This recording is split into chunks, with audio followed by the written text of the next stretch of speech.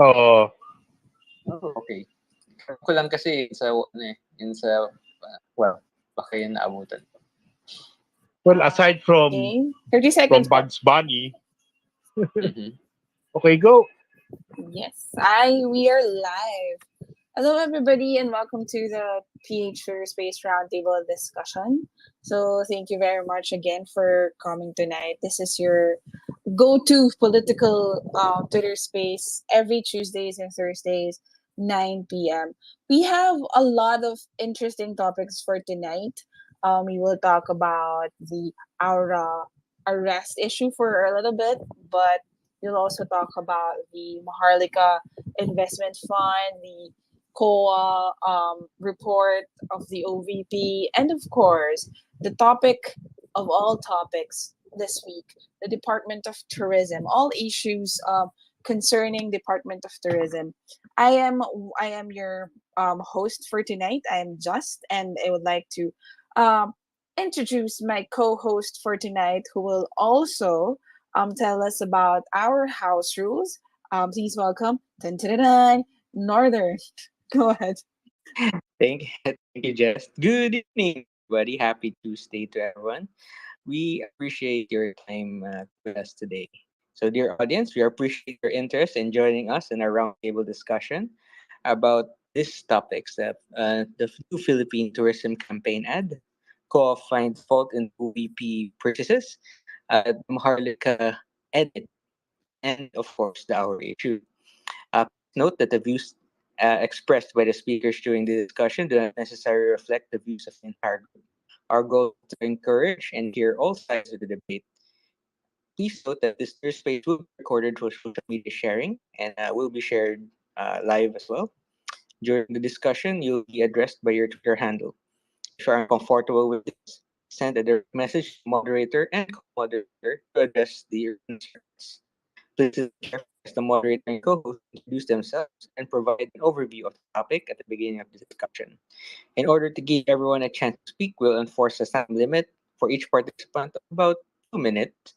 Raise a hand if you wish to contribute to the discussion, and please raise uh, wave if you want to rebut.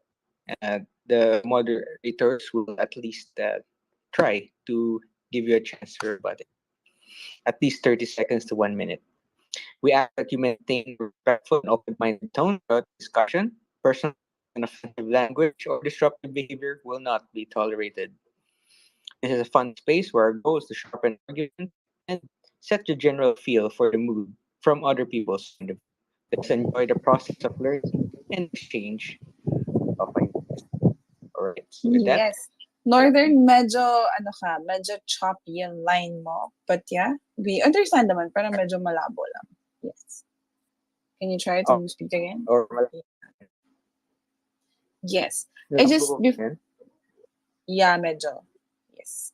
Yeah, before anything, we just wanted to let you know that the questions yung mga tanong po ay nasa taas na, so you can pre-read or advance read yun yung mga questions, so you can think about their answers somehow. Yes, Ito, Northern. better na ba? Better na? Yes, Northern.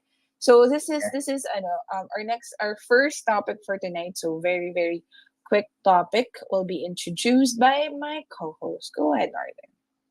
Right. I think by now everybody know of this issue. So this is the second post that is pinned. This is the Aura Briguela brawl, or at least that is what it seems at first. After everything that's been said, and I think everyone knows a bit of this, but if you'd like a little overview, I'll give it. But after everything has been done, ito yung gusto natin malaman. Everything has been said about this issue about the Aura Miguel arrest and ever changing narrative. In addition to information and opinion about the said issue, we wanted everyone to know, or at least our opening statement for tonight. After nakita natin lahat ng lumabas na, and I think forthcoming, so far there's only the two cases being filed currently. I want everyone to know what you feel about this. Just a quick overview nga. There's an incident in the Poblacion area.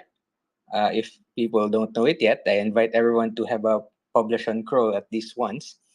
It's a very popular bar area where everyone goes there to unwind. Nagkaroon na ng incident, there's a video with si Aura being handcuffed or manhandled by police. Of course, there's also videos na nagsuntukan doon, and it ended at that. Subsequently, a lot of uh, posts surfaced online, and doon sa latest post or at least pinned post ko, even senators opined on it, right?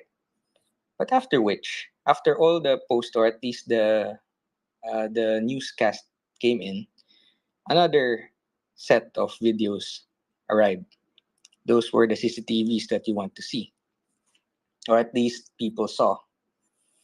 But whether you believe or not, or at least there's gonna be statement of who's defending which and who asked somebody to do something else, especially on those CCTVs, and the behavior of everyone involved, I want to know, or at least people want to know, what our views are on the issues. Because I don't think this is just me. I don't think it's gonna be over. But if it is, it's important to at least know where other people thoughts on the issue is, especially in this case. So if you'd like to begin, Chai. Hi, good afternoon, everyone. I hope you could hear me well. Yep. Um, I believe we had a little argument whether we would have want to include that in the topic for today's discussion because some of us believe that our issue is not political and we try to keep this a space about politics exclusively. But the thing is, I think our issue have been political when Tulfo, who is working with the government also, dip his finger in the issue. That makes it political already. Another thing is when Risa Hontiveros commented about it and also leftist group from UP colleges like um, Bahaghari. I think I'm not going to be surprised, although I haven't read yet about what's that other Baghari Babaylan, I think, or there's another um, LGBT group that is very vocal about their support to Aura. So yeah, I think we should still a hot topic, and I spoke to two kakampings already, and they were also disappointed about what she did. The thing is, if you'd notice, a lot of people from the other side are quite quiet about the issue. I think that's an indication that more or less they acknowledge that Aura did something wrong.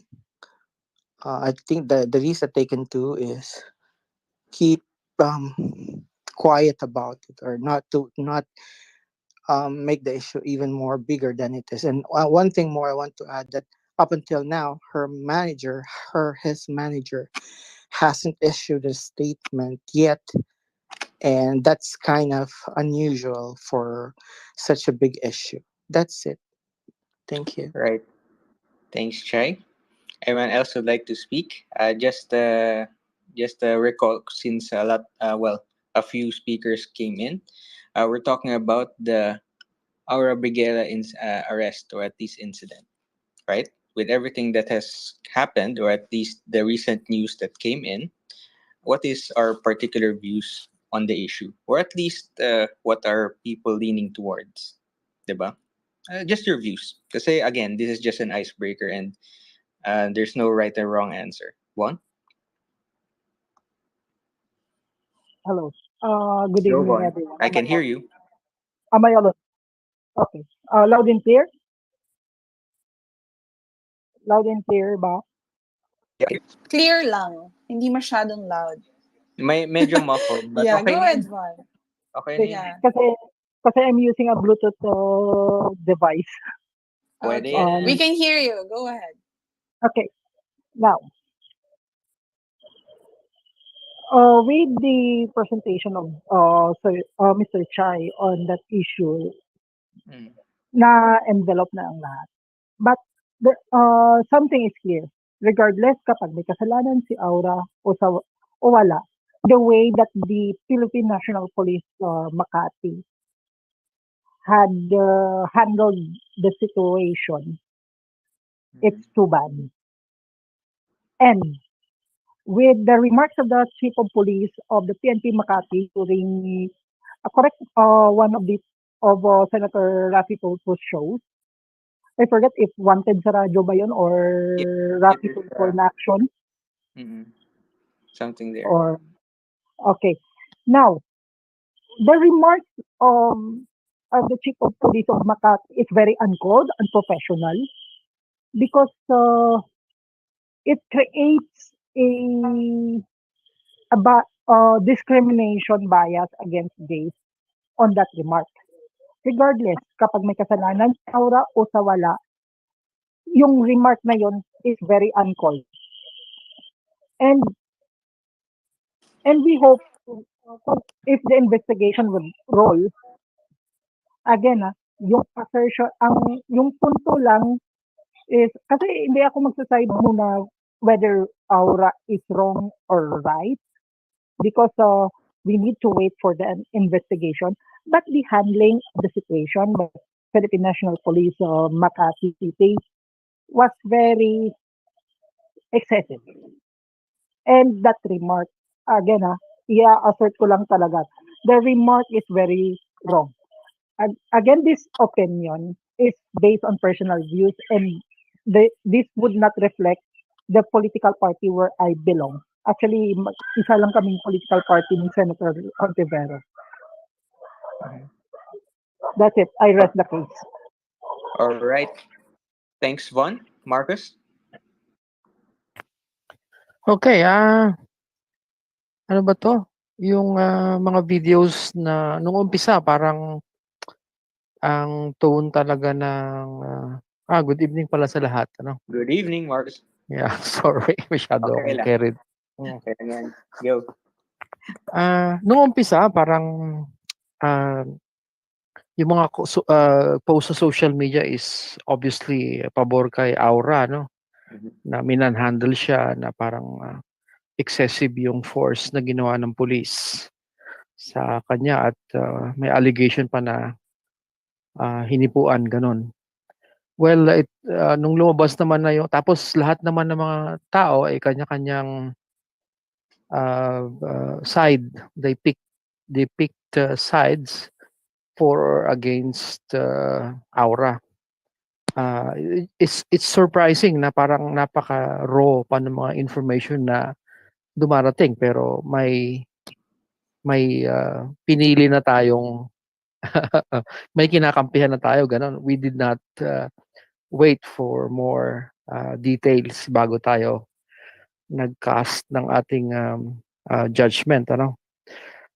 So that means marami talaga yung marami talaga tayo marami talagang mga social media na they will always side with the LGBT people regardless kung ano yung nature ng pangyayari. I think given na yan, expected na yan. Tapos nung dumating naman yung mga maraming videos sa CCTV ng bar at saka yung ibang kuha sa camera ng mga cellphones ng mga nandun sa loob, naging malinaw kung ano yung mga pangyayari sa loob, ano. And yun na nga, yung it cast Awra in a very, very bad light. For me, it's unacceptable talaga yung mga pangyayari na gano'n, ano, parang I admire yung lalaki na na yung pinaghuhubad nila dahil he's very yung hindi siya, kung ako yun manununtok na ako eh. Pero obviously wala na ako sa edad para paghubadin pa nila. Yung hindi man lang siya na-agitate na ginaganon siya na ako talaga doon, putang ina, hahatawin ko ng upuan yung mga ganon, ano. Well, ako lang yan. He's very composed and yung buong video na nakita ko wala siyang hindi siya gumante or hindi man lang niya ah, sinaktan yung mga parang umaapi sa kanya, no? The guy should be commended for that. I don't know his name. Hindi ko na na-follow up kung ano yung pangalan niya or kung ano yung background niya. Tapos, yun na nga, I think in the same way na yung mga ibang tao ay ah, nag-cast na ng kanilang judgment without sufficient information. Ako naman, it only reinforced my okay, it only reinforced my core belief about the LGBT people. Napaka kanila radical nung kanilang hinihingi regarding the SOGI bill and ganun lang. And then let's wait for the investigation kung ano mangyayari. I hope si Aura will file her complaints. Sabi nga kanina yung manager niya mismo hindi naglabas pa ng press release. That means they are in the dark and they know they've done something wrong. They know that Aura did something very, very wrong. Yun lang. Thank you. All right. Thanks, Marcus. Vu? Hello, Hello, Vu. everyone. Good evening. O Evening ayan, here. yeah. Good evening, maayong gabi sa tanan, Luzon, Visayas, Mindanao, sa mga nakikinig, especially sa nandito sa space. About doon kay, sa nangyari kay Aura, tama yung hinala ko na wag mo nang magbigay ng opinion dahil yung sa unang sa unang video pa lang na lumabas yung harsh na pag sa kanya ng mga pulis at saka ang dami-dami nang nagsabi ng justice for Aura kasi kung paano siya na-handle ng mga pulis, but looking at I'm looking at that video pabalik-balik, paulit-ulit. Tiningnan ko talaga yung angulo kung bakit nasabi ng iba na mishandled yung bakit na pin down pa siya ng bonggang-bongga, pero promise wala akong makitang mali. Yun ay yung nangyari sa kanya ay parang it's supposed to be stopping her stopping Aura from shouting and talking back to the police ng bonggang-bongga. At saka nung lumabas na lahat ng mga videos coming from friends, coming from both sides, sa lalaki at saka sa group nila Aura, at saka yung lumabas na yung nasa CCTV talaga ng bonggang-bongga, doon ako nag-react ng bonggang-bongga. I keep it to myself talaga na don't get involved yourself kasi alam ko talaga ng bonggang-bongga na marami pa yan. There's so much to that story pa. So ayun. So nung lumabas na ng bonggang-bongga, sorry, ang dami kong bonggang-bongga na words. Isang sako to. Yeah. This is me. Di ba, Jazz? Di ba, no? Yeah, then ito na yung sinabi ko. Nung lumabas na siya, nakita na natin kung anong nangyari hanggang nandoon na sila sa presinto. I was really shocked the way Aura acted in front of the police. Parang tinatakot pa niya or sinasabihan pa niya na hindi niyo ako kilala. Doon ako na parang OMG, Aura should stop doing that kahit kung sino pa siya, kahit sikat pa siya. Paano na lang tayo kung hindi tayo sikat? Wala tayong following na ganyan, di ba? Yun lang. Sorry pa lang ang haba kasi ng bonggang-bongga kasi yung word, di ba? Ang dami-daming bonggang-bongga. Good evening, everyone. All right. Yes. Salamat ng Vu. bonggang-bongga, Vu. Yes. Yes. Bonggang-bongga. Yeah. Right. Yes. So since that was just our pangpainit tonight, yeah. As since ano lang natin yan, panghimagas. Yeah. Yep. Taray ng And Tagalog. if there's no one who'd like or at least have a strong opinion on it, we can move on to the main event. Yun una. Number 2, right? Just Yes.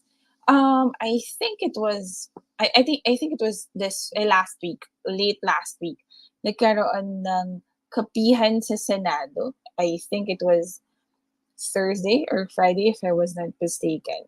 And then during that time, the Senate President, Miguel Zubiri, denies the alleged tampering of the Maharlika bill. I don't know if you read it somewhere, pero before yung clarification of the Senate President, parang may mga, alam mo yun, may mga mababasa ka na tweet na parang it has been tampered, na bawal daw palitan any part of the, ano nito, of the bill na inapprove na on second and third reading, it's unconstitutional. Tapos you also read allegations na binago or binuo ulit yung bill sa via Viber group, things like that. So just to give you quick yung sobrang summarized version of what he said.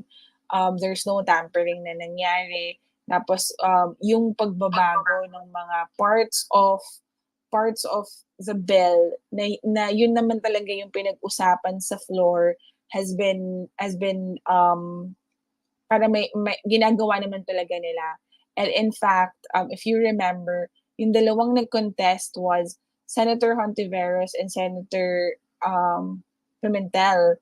Pero nagbigay ng example si Senate President na kahit si Senator Pimentel, yung pinakahuling bill nila ni Senator Jinggoy, natapos na yung BICAM, natapos na ganito, still may mga binabago pa din na parts or aspect of the bill. So there's paano nito?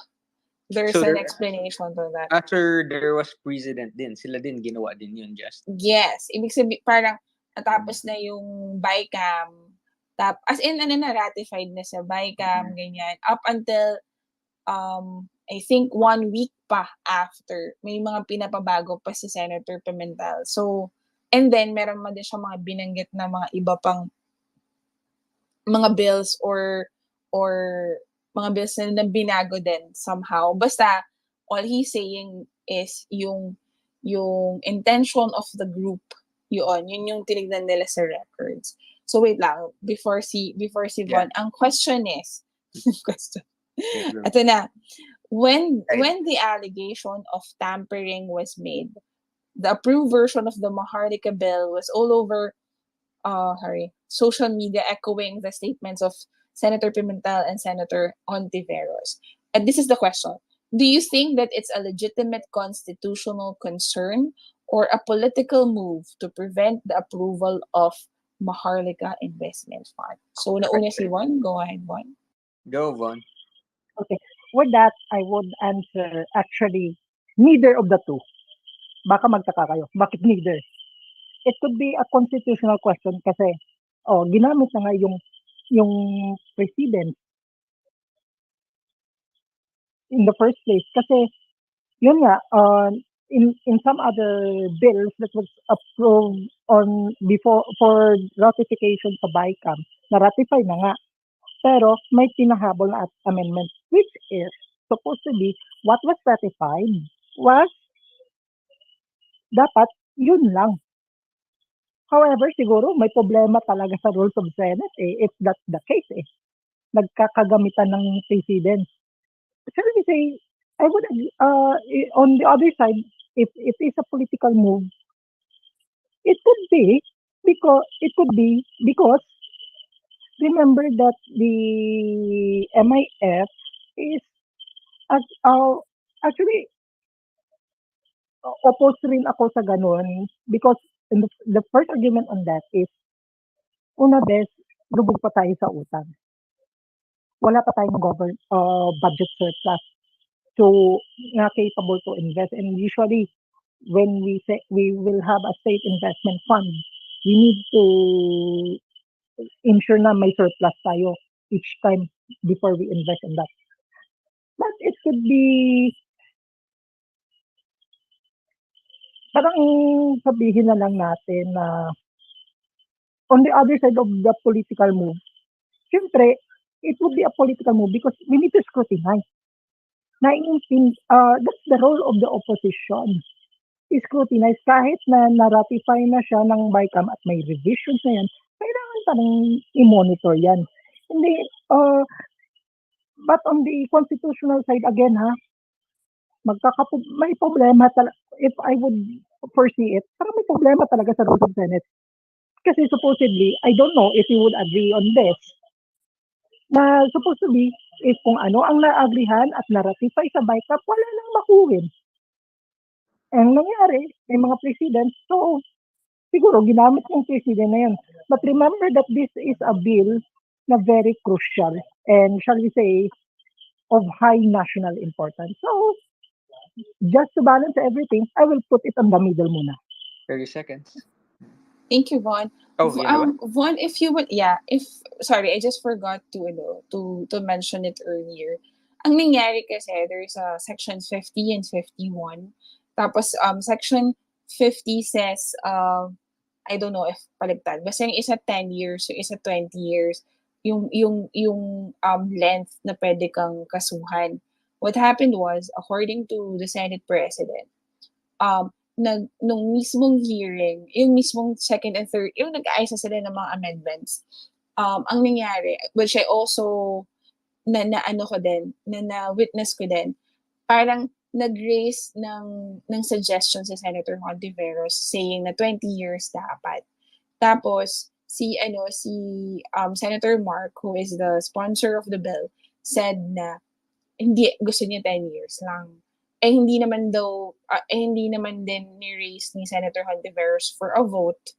So, nag-stand yung 10 years. And it was a clerical and honest error from the staff. Alright. So, Right. Sa tahan order. Hindi. Just very quickly lang.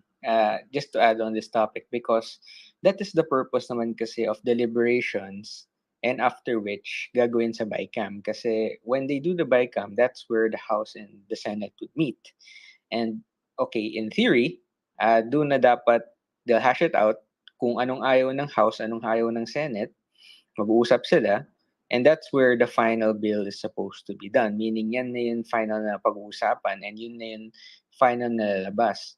Whether, again, ang strict interpretation yan is dapat nagawa nila at that point. Yan na yung final, wala na bawi. Because otherwise, papag-usapan na yan isa-isa. And that wherein lies their problem. Kasi tapos na yung BICAM and yun siya. Now, how do you call it? That is not actually, kasi how do you call it? Paano sabihin? It is actually Senate rules eh. Senate at saka House rules eh. If a House agrees, then I don't think there's not gonna be any issues eh. Diba? So, yun yung pag-uusapan before that. So, that's the thing. Essentially. Is it, paano ba yan? Rules din nila eh. So, ang sinasabi, can you change it dahil honestly nagkamali or pag-uusapan nyo kasi supposed to be final na? And that was the contention kasi not that it's irregular, because ganun din yung rules, it might be misused.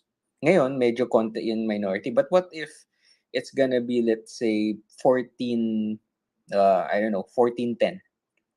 Diba? 14 senators for, 10 against. What happens then? Yeah. Diba? Dalawa lang kasi ngayon. So, anyway, Marcos, you're raising your hand. Then si Von, if nobody wants to talk about it. Okay, yeah. I think I'll put highly politicized talaga tong bill na to. Alam naman natin na yan. Let's admit the fact na ganun talaga. Kaya ang daming I'm surprised na after na mapagbotohan yung bill na ipasa na ay marami pa ring habol itong mga minority that's parang buti sana kung ang naging botohan is let's say 13 versus 11 ganon, or sabihin na natin 14 against 10 ganon, masyadong malapit. Pero this one is 19 ba or 18 yung bumoto sa MIF, majority overwhelming yung bumoto. I was expecting na after nung pagbotohan yan ay tumahimik na yung mga um, um, dapat na hindi na maghahabol ano, pero I'm surprised yung mga ginagawa ni na Pimentel at ni na Ontiveros ano.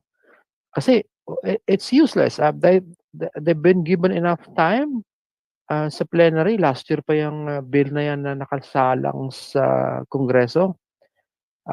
They could have made all their points of view as early as then.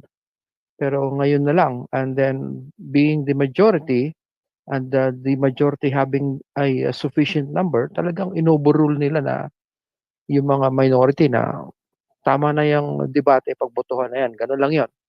That's a political exercise. Yung sa tampering, yun namang, let's say, bawat session or bawat meeting ng Kongreso may minutes naman yan, di ba? So we can go back to all those what has been discussed at kung ano yung napagkasunduan at saka yung mga inopose na mga issues nandun lahat yan. Bawat senador, bawat isang resource person kung ano yung sinabi. And then we could have just gone back to all those minutes and then doon pa lang na-clarify na yung pinag-uusapan na tampering na ganyan, ano? Kasi pati yung pinapalabas ni na Coco Pimentel at ni Risa Ontiveros sa press, very general na tinatamper ganun. Parang hindi naman nila sinasabi specifically kung ano yung 30 seconds. tinamper talaga. Ano? Mhm. Again, these are all expected kasi nga political talaga yung the politics is ruling has ruled yung pagboto nila dito. They're siding for or against because yun ang politika nila eh. Yes. Yun lang. Thank you. Thank you, Sir Marcos. Before Von, hello, I'd like to welcome everyone here. For those of you who came in late, the questions are posted up there. It's pinned up there. So, makikita nyo na agad or beforehand all of the questions tonight. So, nandun tayo sa, do you think, asan ba to? Wala ko. Do you think that the allegations of tampering ng Maharlika bill is a legitimate constitutional concern or a political move to prevent the approval of it? Go ahead, Juan. Go on. I would medyo magdi-disagree ako konti kay Sir Marcos on that statement. What is the purpose of the minority kahit maliit naman? Shall we say, lagay na lang natin, kahit mag-isa lang yung opposition in the Senate. It is to ensure that may checks and balances. Hindi pwede na kasi overwhelming majority, tumahimik na kayong mga opposition. That is a wrong concept. Because the role of the minority is to check ang ginagawa ng majority and to balance everything else. So yes, I would agree talaga na highly politicized nga. Mag-agree ko in one point na highly politicized ito. But they're just doing the job to scrutinize everything. If may nakita talagang tampering, then okay. I would agree naman na andun sa minutes, okay. I-review lahat. I-review lahat na kung anong mga minutes na napag-usapan. And dapat nga on the get-go, kung ano na naagrihan sa BICAM before ma-finalize ang bill for enrollment for the signature of the president. Then, yun na dapat. All right. Thank you, Von. Thanks, Juan. So yeah, if no one wants to weigh in on that, we have a bonus question for tonight. Bonus question Wow. lang to. Mhm. Yes. Because I know na medyo narinig nyo naman na din, nababasa nyo na din kasi lumabas na siya sa news na there were rumors of the Zubiri ouster circulating. The question is just simple. Do you think that the Senate president is doing a great job or a good job? Yun nga. Or just Anyone? are you saying ba that there's an ouster rumor sa kanya? There is one, diba? Parang, di ba parang meron na din talagang mga articles saying na we are alam mo yun, parang nagsalita na si Senator Win, nagsalita na si Senator, sino ba? Joel, that we are confident with the ano. Yes. Go ahead, Sir Marcus. All right, go Marcus. Obviously yung position ng speaker at saka ng Senate President is parati namang under threat yan, ano? Especially kung may mga medyo malalaking political issues na being discussed. Possibly yung MIF highly politicized pero hindi rin dahil yung numbers is masyadong one-sided, ano. Pero sa current lineup ng mga senators, I don't think na mayroong serious na challenger or threat against Senator Zubiri. Sino nga ba?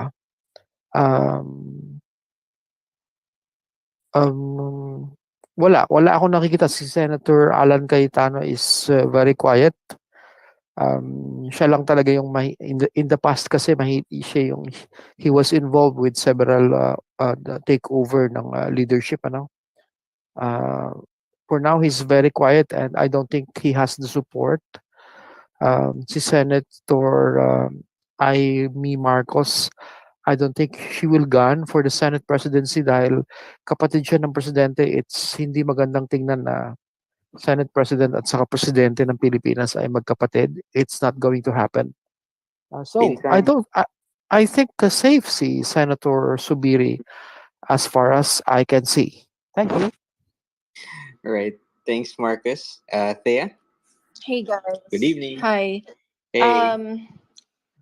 After a year, it's really hard to say whether the Senate President is doing a great job or not.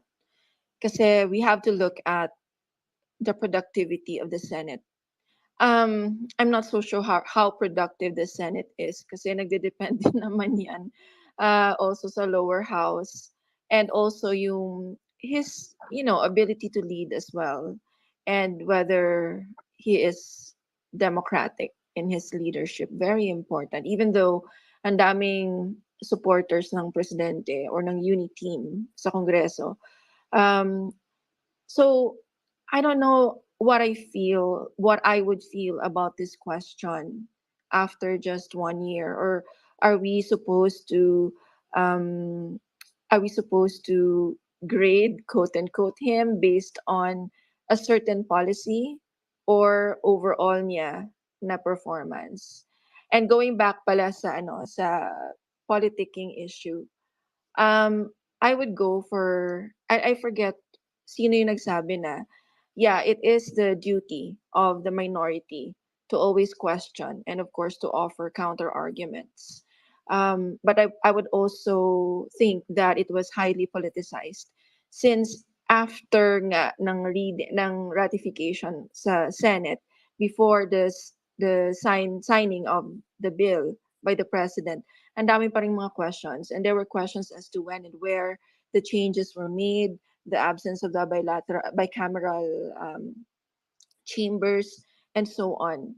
I don't know if I think the better question would be is if it's politicized, is that necessarily a bad thing, or it is just the fact of legislation wherein political interests intertwine with the legislative processes, and it's been going on for many decades. So it's nothing new yung politicizing na to, but the question is it something negative? So yun lang. Thanks.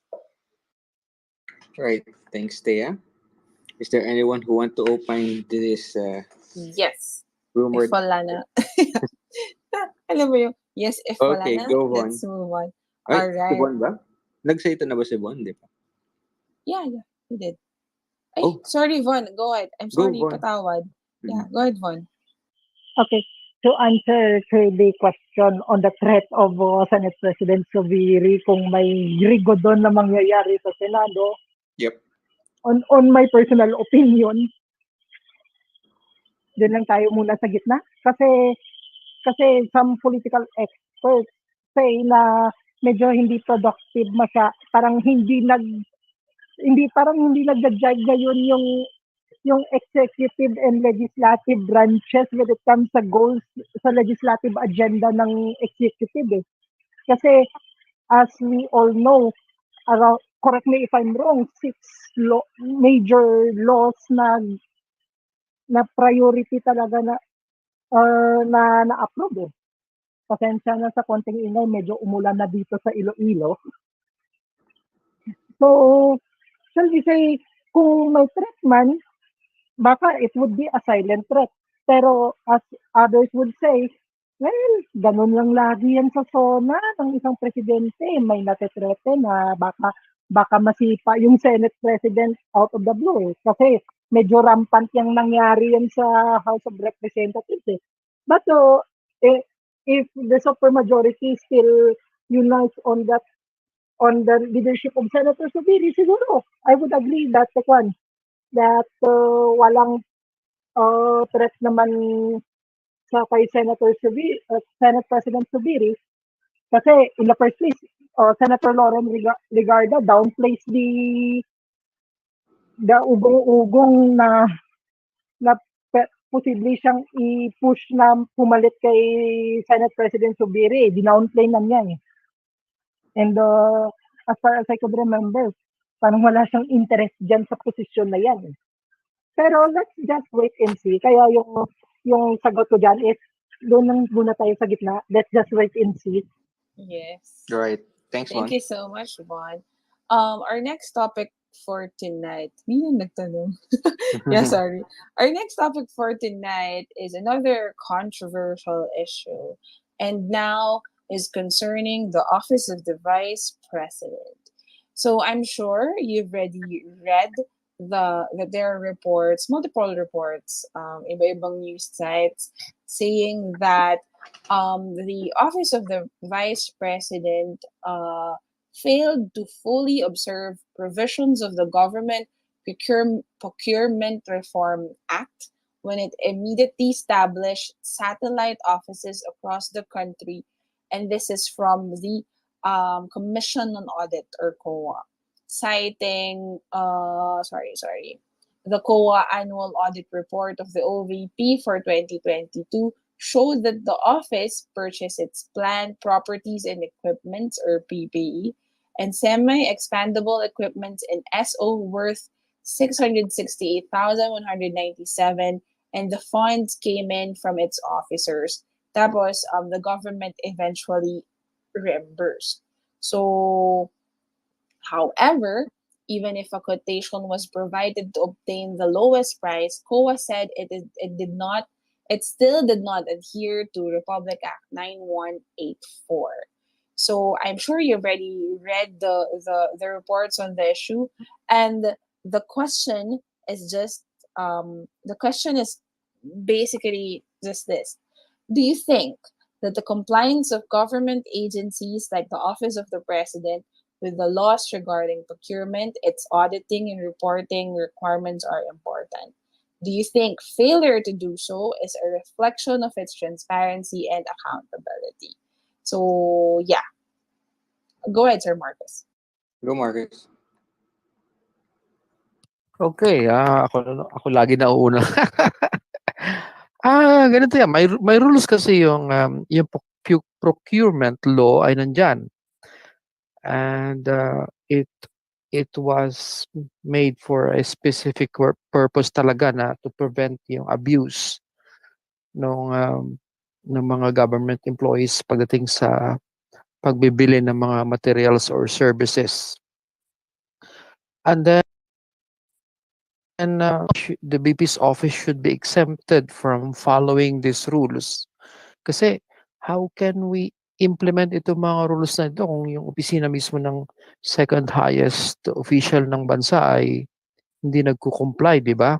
In fact, they should be role models para sa yung mga mas mababang opisina, no? Kahit pa sabihin natin 600,000 lang yan, barya lang yan, gano'n, no? No. Yung buong konsepto mismo ng pagsunod sa batas kasi as as the second highest officer of the land, parang kanya eh. Siya mismo yung nag-i-implement ng mga batas. And they should not be the ones violating it. Ganun lang yan. Ano bang consequence pag na-delay yung pagpo-purchase nila ng materials? I don't think na siguro it will take madidelay lang yung pag-set up nila ng offices sa mga iba-ibang lugar, pero I don't think that's such a big problem. Kahit nga sa loob lang muna ng mall sila nag-opisina until such time na nag-comply na sila dun sa requirement ng COA or ng procurement law. They have to comply. Ganun lang 'yon, no? We cannot call out yung mga ibang nag-violate nito kung tayo mismo ay hindi nagko-comply, di ba? I wish na hindi na maulit ito. This is a very siguro kung isang ordinaryong department, kung Department of Finance or Department of DSWD lang ito, sasabihin natin, okay, medyo hindi ganun katindi yung reaction natin. Pero this is the Office of the Vice President, we should set the bar higher for the president, and next is yung vice president talaga. They should comply with the law, with the rules, unless may mali dyan sa rules na yan, baguhin, i-amend natin kung medyo sabihin natin na 3 seconds. exempted, bigyan natin ng exemption yung Office of the Vice President, gawin natin, i-revise natin yung rules na yan. Ganun lang. Thank you. Right. Thanks, Marcus. Go on. I would agree rin sa mga statements ni Mr. Marcus kanina na yes, being head o highest public official, dapat umalima tayo sa procurement rules eh. And I would agree kung nanaisin muna nila na mag-temporary set office muna anywhere na pwedeng magamitan ng emergency procurement, they should have done that. Kasi mahirap na hindi tayo mag-comply sa procurement rules. Based on my personal experience, being the chairperson of the student council sa amin sa West Visayas State University Haniway Campus eh. Kasi yung budget na namin direkta na mula sa government eh, from the Unipass. So kahit ikaw na magpo-propose yan, ingat na ingat ka. Even preparing purchase request, ingat na ingat ka. Kasi later on there would be repercussions kapag na-flag yung main office mo. Kasi we are under Office of Student Affairs. Baka ma-flag ng COA and mag-reflect yun sa performance ng campus as an agency. So, yun na nga. Sana they need to practice careful steps in procuring kasi in the end, pera ng bayan ito. And maliit man o malaking office ba yan, mataas o mababa, we should adhere to the law. Especially procurement. Kasi nakataya dito yung pera ng taong bayan. Right. Thanks, Juan. Anyone want to opine on this topic of procurement? Or siguro everybody's in agreement that talagang they should follow the rules, right? Or hindi? You can just do a thumbs up and thumbs down. If not, then, wow, we're making good time, I guess. Let's go to the next question. Next question, Just? Yeah, go with that. All right. So since that's the case, a few hours ago, which is mabilis lang, that the Office of the Vice President released a statement addressing, well, not directly the issue, but the ACT Teachers Part List rep explaining about the COA report. critics of the vice president think that it's uncalled for and seems as though parang no-personal na siya.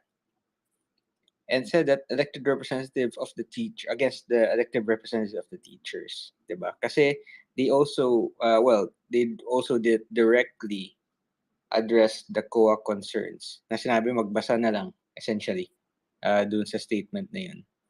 Or if there's a pinned statement here, wala pa, I'll put it in. So I'd like to hear everyone's opinion on it because it seems to be that maraming press statement in OVP from time to time. Right? Did you get a chance to read it? Okay. Anyone who wants to speak about the issue? Oh, Well, Logic is here. Sino Logic? Oh, si Logic. Logic and Sense. Yeah. Wala. Kung wala, mag-opinion tayo, just. Parang, pwede ba kami mag-opinion? Anyone who wants to... Ayan, so go ahead, Sir Marcus. Nako, Marcus. Walang Bite me wala. Joke lang. Go. Walang nagtataas ng kamay. Kaya sabi ko, ano ba to? Naghihintay lang kami. Ayoko na sana magsalita tungkol din sa topic na to dahil... Baka naghiyaan. Oo nga, ayoko na sana magsalita. Baka naman, baka matag ako na critic na ng OVP, ano? No. Okay. Actually, I'm surprised lang sa tone ng bakit naka-address sa ACT yung press release, ano? When in fact, yung dapat COA ang nagsabi, ano? I'm not really happy dun sa mga pinapalabas na press release ng OVP lately. I would say, I think sa isang post ko sinabi, napaka-childish nung very masyado silang centric sa ACT. Well, sabihin na natin may probably may galit sila sa grupo na yan, pero wag naman silang masyadong fixated sa mga yan dahil hindi aligned no? We're expecting na they should address directly yung findings ng COA, pero hindi parang binanatan yung ACT ganon. I want to see some changes sa mga press releases ng OVP, pero it's like hoping for the rain to come during El Nino. El Nino ba yun? El La Nina. Ganun lang. Thank you. Yun lang. Right, thanks, Marcus. One. Another by 3+1. Go. On the lighter side, Sir Marcos, umuulan ngayon dito sa Iloilo. In an El Nino season. But anyways, going to the topic itself. I would agree talaga sa statement ni Sir Marcos na parang ang papangit ng mga press statements ngayon ng OVP. Although sa totoo lang, we from the opposition hindi kami magtatalo with the Vice President Duterte. Pero yung sobrang pamemersonal, even on an official press release, is uncalled. If that's the case, magutin nila. Kung ano man ang nakita, hindi na parang namemersonal ka na, parang nare-red flag ka pa. On the plain logic, kapag away na sa gitna ng dalawang tao, ika nga, sagutin mo yung aligasyon, hindi na mamemersonal ka pa. Kasi once na mamemersonal ka pa, parang nililibing mo rin yung sarili mo sa lupa. So, dapat na sagutin na lang ng tama. So, gamitin yung press release ng tama ng OVP. Hindi yung you do the bickering type. Kasi mahirap na na pag-iinitan ka na nga na nang-red flag na nga yung office of the vice pres. Tutuloy-tuloy mo pa rin. Even regardless, opposition or pro-supporters would alike will be turned off on that childish statement as always. Right. Thanks, Juan. Thea, Lily. It's actually very concerning for me that the Office of the Vice President has consistently released, statements using the seal of the Office of the Vice President to single out a specific group or maybe some groups. Kasi ito yon, yung role ng OVP, just like the OP, is to serve the best interest of all the people it represents. Just because yung bumoto sa'yo ay pro Duterte, pro Marcos lang, you do not cease to be vice president of the leftists or the left leaning.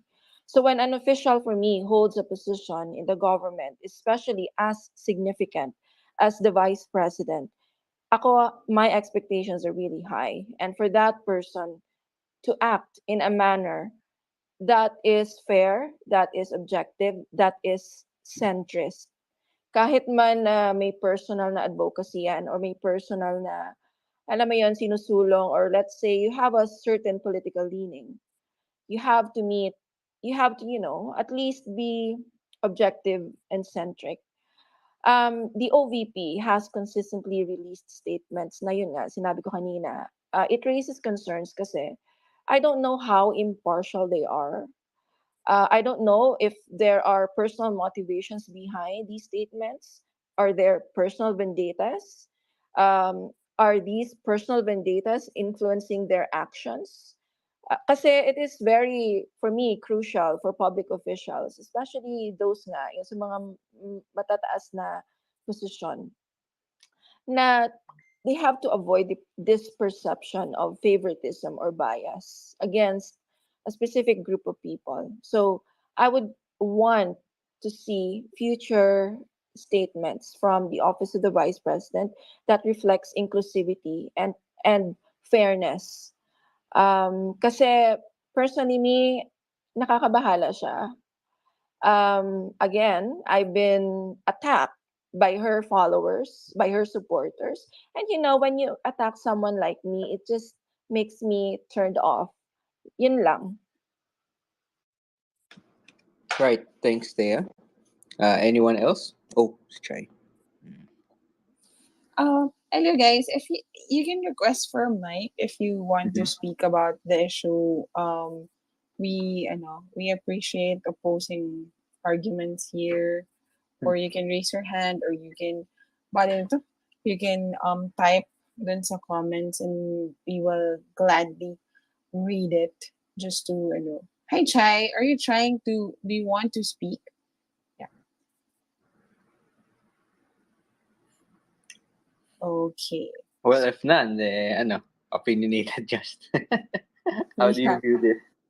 Ikaw. Guys, can I just follow Go up? ahead, Thea. You guys believe that the Office of the President and the Office of the President, these two, at least, they have to be fair, centrist, and alam mo yun, they have to be Vice President and President for the people, and not just to their voters. So I am asking, and can you guys give your opinion on this? Mm-mm. Well, let me give a quick opinion on that then. Kasi sa akin, there's a lot of wrongs here. But I'd like to at least put in my chime in. Ang laki ng budget ni OVP, 'di ba? And for some reason, it's like parang it's how you choose to contrast it versus last time. They're contrasting that this COA report that lahat hindi nasunod to someone na sterling or silver or gold, whatever it is, na sterling record na the previous VPO did it, diba? Right? But this is only 600,000, and although it's not followed, there is no regularity, or at least if you read dun sa fine print, but they seem to latch on the fact that may mali siya. Okay, that's small. But it is also true that since May, because actually nagulat ako doon, the OVP seems to be particularly restrained about it. But for some reason, meron akong, there was May, And I remember, that was the first time nagkaroon siya ng statement na parang, something big is happening. What? Mayroon response yung OVP, mayroon siyang statement na ganun. Now, 5 statement later, parang na-cheapen yun. Parang sa media, parang, another statement. Diba? So, is it effectively diminished na ba yung OVP statement that he released statement from time to time? So with that, Marcos, then Von. Sige. If okay lang, Marcos, gamer muna. Para kasi Sure. parang bago. Sige, gamer, Marcos, then Von. Hindi, go muna kay Marcos. Pasok lang ako ng room saglit. Alright, sige, Marcos. Okay, nagpasahan. Yun lang ka no. Obviously, yung OBP kasi it's made up of a number of personalities dun sa office nila, no.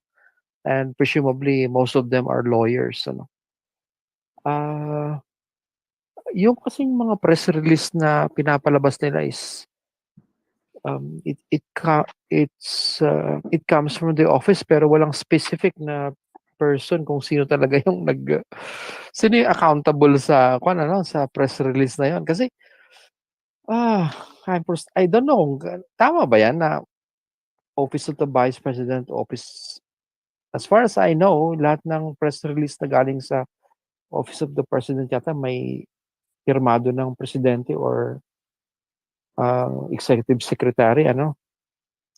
Samantalang dito sa yung mga press release na to is walang pirma kung sino yung assistant ng VP yung nag-create nung memo, no.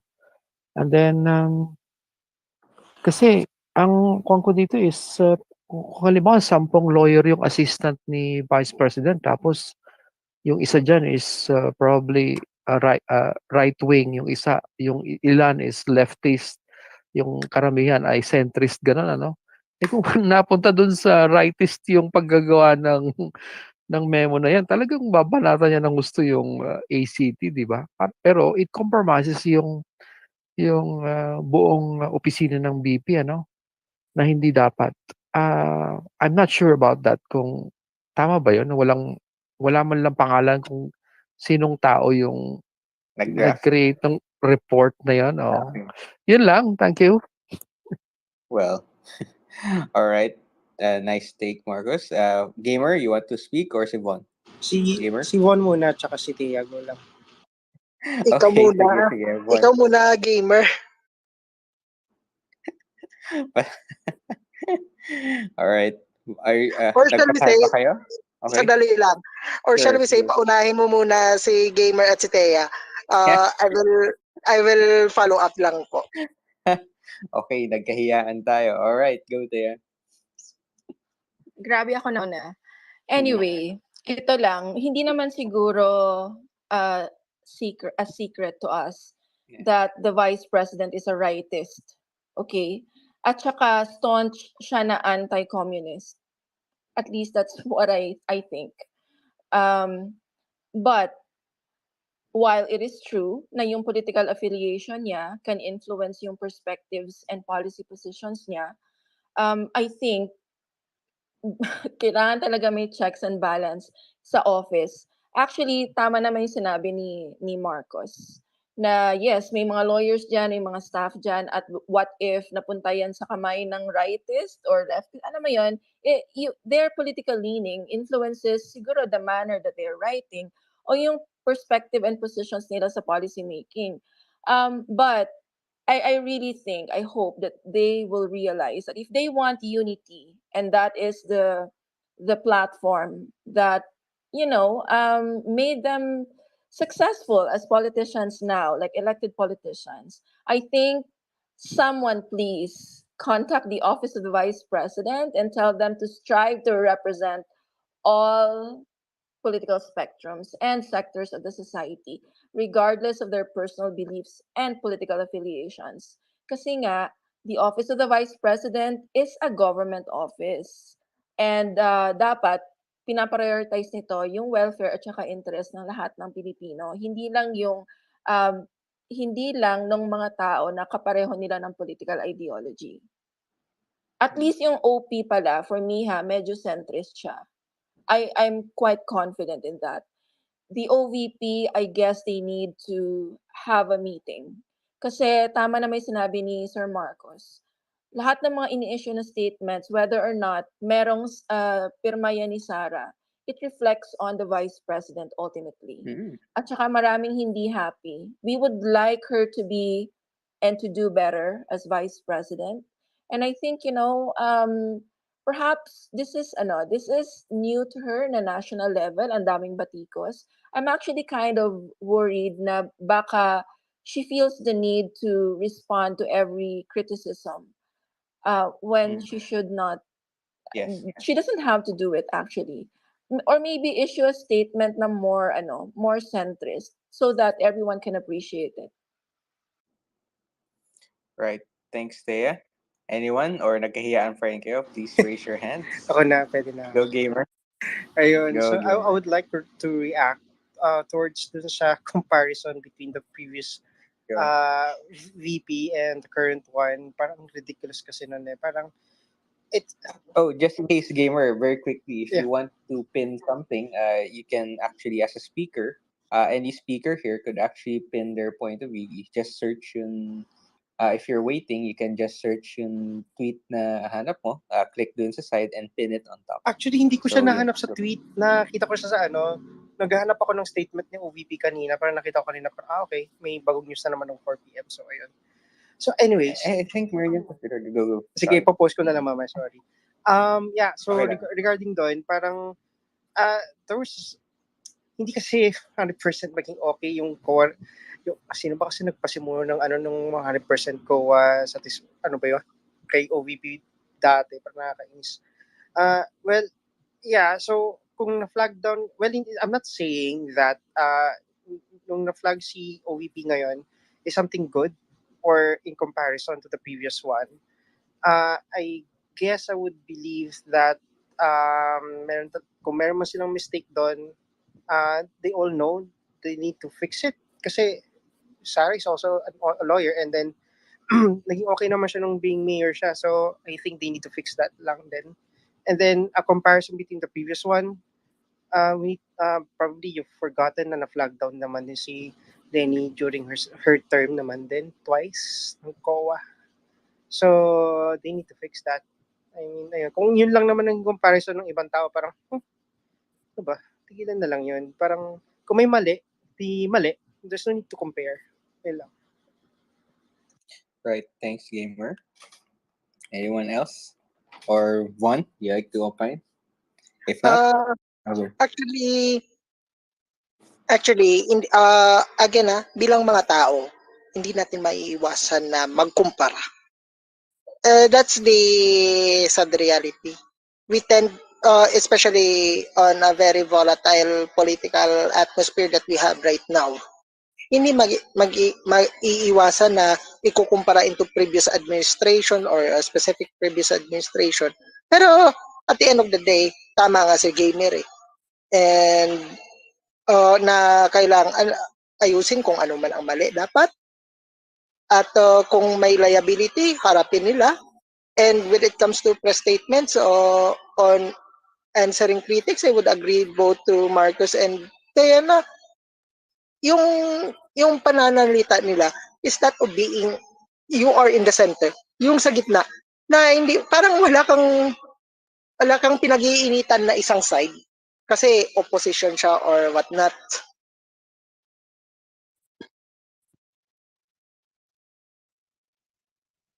Yes, salamat, Von. Si Thank- Von, nakakatuwa ka magtapos ng statement. Bigla na lang. Yung mga, okay, tapos na pala siya. Yes, thank you so much for all of those things. Again, you can you can request for a mic if you want to weigh in on the issue.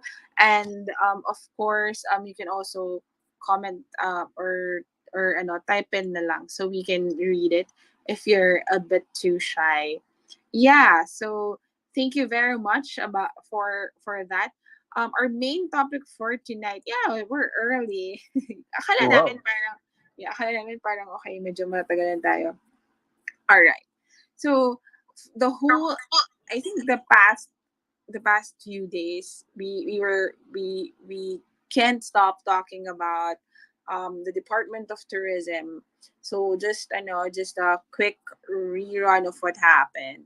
I think it was Miss Sasot Mhm. who first flagged that, Yes. saying that the video that the videos that was used for the AVP during the launch, and then the one posted on the social media, are not in the Philippines, and in fact are stock video footages that you can that is not that you can buy online. I think it was in Indonesia. Was it? Further? So but I think it's somewhere Yung else. sources sa Indonesia, yung fishermen at sa Thailand, at saka yung sand dunes, either Sorry. nasa Brazil or UAE, di ba? Yes, Tapos yes. yung airport nasa Switzerland. Yeah, so So, basically I know those are stock videos from the internet, which is basically not in the Philippines. After that, there were statements from Secretary Frasco saying that they will investigate it, and then DDB actually owned up to it, apologizes and stuff, leading to, I'm sure you know everything that's happening, leading leading to to the termination. termination of the contract, the national embarrassment, the call for the resignation of the secretary. I'm sure all of us here are very much what do you call this, updated with this issue. So we wanted to talk about this in length tonight. So our first, medyo big question na lang tayo. So hindi tayo magjo-jump kasi these are a lot. Um, the very first question for tonight is, sorry. I think this is an easy question, pero okay. With all of the controversies connected to the hashtag Love the Philippines, the new DOT campaign slogan, do you think we should stick to it? We should stick to the Love the Philippines, or we should go back to It's More Fun in the Philippines, or do you think we have a new one? So, and also just to further the question, what do you think, what ano yung nangyari, or what do you think is the sorry, may nag-message, the effect on this, on the global impact, or on the global scale? Tingin ba natin, are we in agreement with the critics of the DOT saying na it's a national embarrassment, nakakaya, etc., etc., or basta yun. Northern, sorry, you want to say Hindi, something? hindi sa akin very quickly lang. Kasi I actually very curious eh. Kasi out of the 200, let's say 250 million pesos, ha, sila kasi nag-isip ng theme eh. Since they're the ones in charge, they're the ones, ito yung mga theme natin, ito yung gagawin natin. But since they're fired, does it mean a change of theme? Kasi sila supposed to yung nag-isip niyan, di ba? I mean, it's a valid question. That's for me, di ba? I mean, Uh, so are, before is, that, go yeah, I reform. just wanna interject. I mean, if that's the case, then they're back to the drawing board. Back Back to to square zero. one. Mahirap yun. Mas malaking kakahiyan yun pag ganun. Nako. Anyway, it's just a thought that occurred to me kasi since they're the ones in charge at 250 million or at least in budget, yeah. Hindi ba kasama sa storyboard yun? But anyway, just a thought. It just occurred to me. Gamer? Yeah. Alam mo, sa totoo lang, hindi ko alam kung talagang maiinis ako, matatawa na lang ako sa blunder na to eh. Sorry na pamura ako. Kasi, as Filipinos, kahit, PG. sorry. As Filipino, Gamer, sorry. nandun pa lang tayo. Sorry there's, may mga, as at as yung questions natin, nakapin sa taas. Dun lang sana muna tayo sa question na, are we sticking to the Love the Philippines? Are we moving forward? Yeah. Are we going back to, More Fun in the Philippines? Or are we creating a new one? Kasi baka No. yeah, go ahead. Yeah, there's no need for us to really create a new slogan or branding. We need to stick to it. I mean, everybody knows about it. We created a mistake. We created a publicity. Regardless if it's good or bad, it's still a publicity.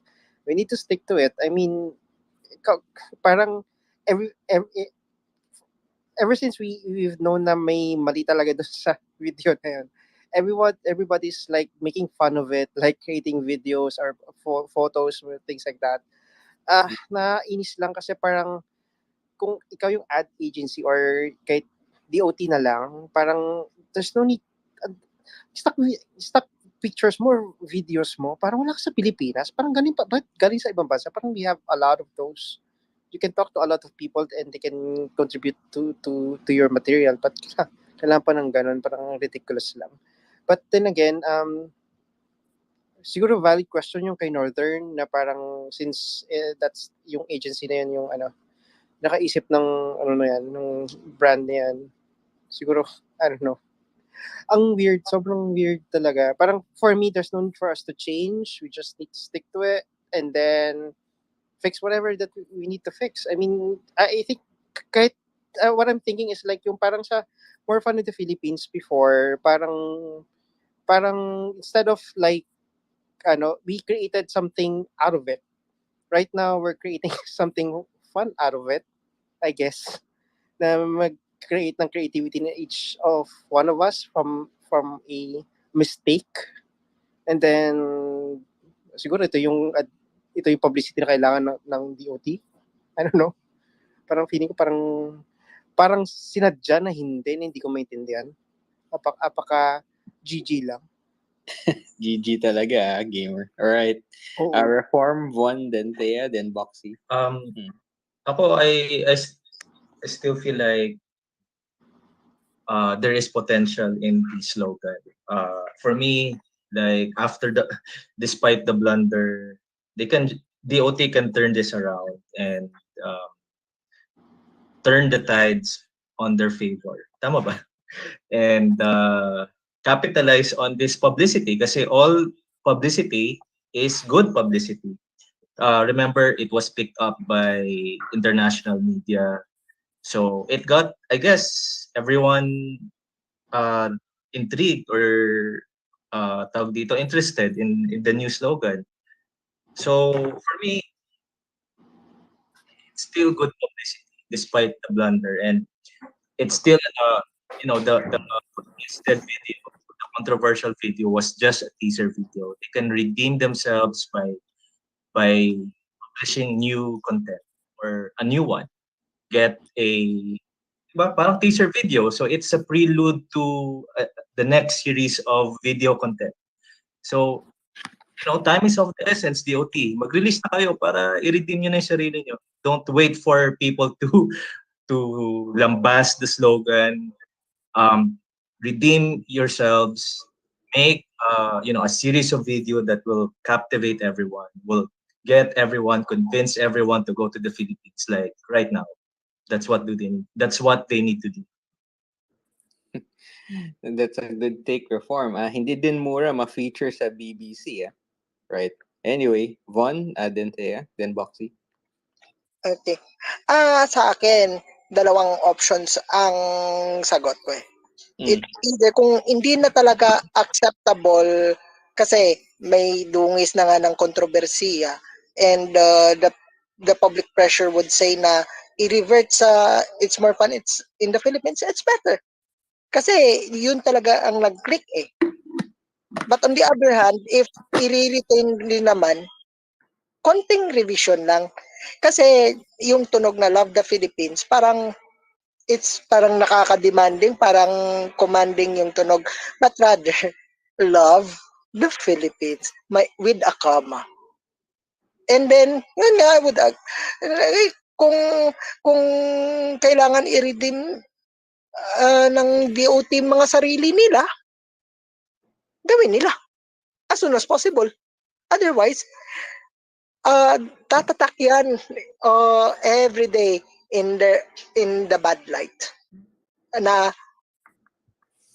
ika nga, they have pumalpak sila big time. And given the publicity na medyo, shall we say, hindi naman, not all the time na parang good siya. But rather, nag-focus talaga sa issue yung international media. It reflects trabaho natin bilang sa trabaho ng isang government agency. And for sure, even yung mga foreign ministers of tourism or foreign secretaries of tourism, nakatutok siguro yan. And siguro may pointers na sila what not to do. Well, Von, definitely case study na yan. Thea? It's interesting, and this is a tricky question because yung aftermath ng controversy, or I think it's still ongoing, it gives me a weird feeling since I saw so many memes on Twitter and Facebook featuring international sites and tourist destinations with the Love the Philippines logo. Nakakainis na nakakatawa. And to be honest, I actually wanted to join the bandwagon. But I guess, yung mga memes na to, it really reflects the public's reaction and their way of expressing yung kanilang discontent siguro or mockery or maybe alam mo yun, they think nakakatawa siya towards the controversy. Pero if from the perspective of the tourists, na yun talaga yung target market natin, in addition sa local tourists, these memes are very confusing. Especially sa mga walang alam sa controversy na to. Kasi can you imagine seeing the Great Pyramids of Egypt, tapos may label na Chocolate Hills of Bohol? I mean, it's as confusing AF, right? And it can fuel the negative perceptions. At parang nire-reinforce niya yung disconnect between the sites, the actual sites, and the misrepresentation of these sites through these pictures. So, for me, siguro, the question that they need to ask is if they are going to retain Love the Philippines, are they going to rebuild the trust and credibility of the Philippine tourism campaign or credibility ng DOT at saka ng Secretary of DOT, right? So, for me, then, another consideration is, yung slogan ba, if we retain it, will it affect the bottom line?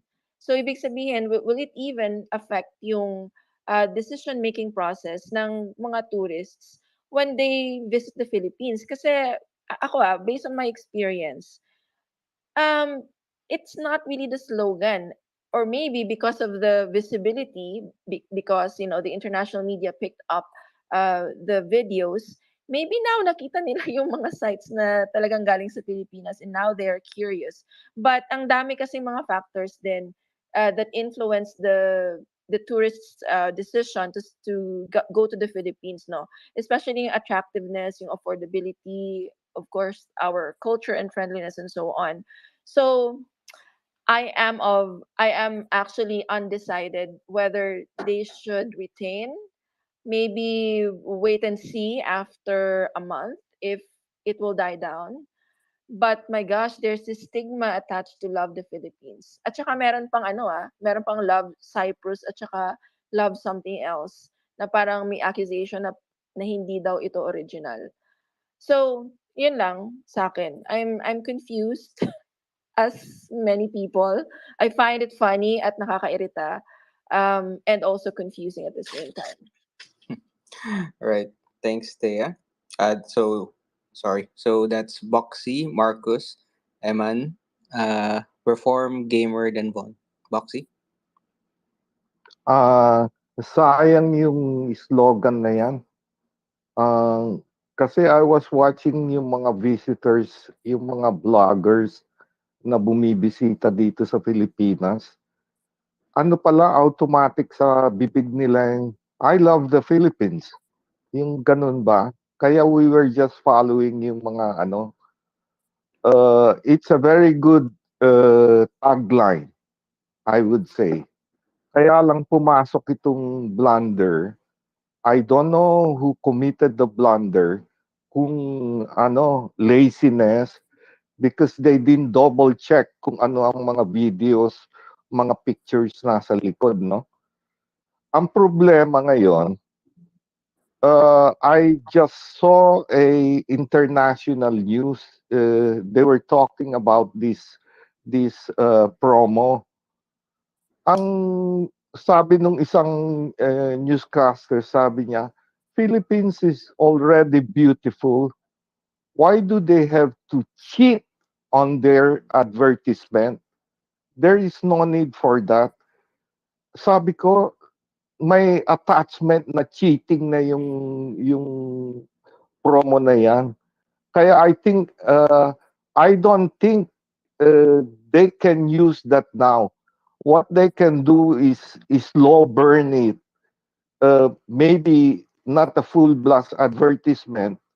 Pero the thing here is sa advertising rules, hindi mo pwedeng palitan na yan eh. We can't go back to It's More Fun to the Philippines or Wow Philippines. We're stuck with this. But we can't go full blast with this kasi yun na nga may attachment ng cheating eh.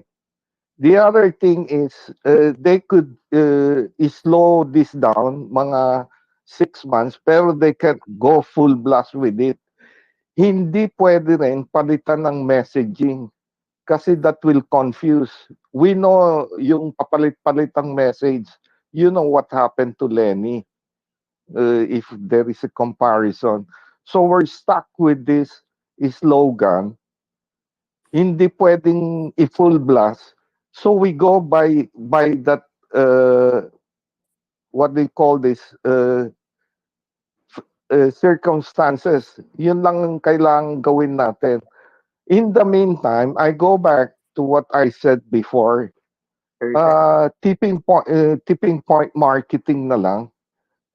Emphasize on public relation blitz, PR blitz, mga articles tungkol sa Philippines. No advertisement. Sa bagay, I've always been against advertisement because of the clutter. Sobra dami na nag-a-advertise. You are fighting against the clutter of the advertisement. Kaya mas effective yung mga articles, yung ipasingit-singit, pero constant. Ang tipping point marketing is you look for a circumstance by which you can tip the what I can see that can tip the thinking of tourists is when they see celebrities coming here. And that's where I think the Philippines should spend. Maybe the oligarchs can help in the sense that anyway they bring people here. They are in the circle of the high society, what we call the high society. Uh, they can help bring them here, but with the Philippines spending on their stay here. That's after all 250 million is good enough. Ang budget ng tourism pala is 1.7 billion.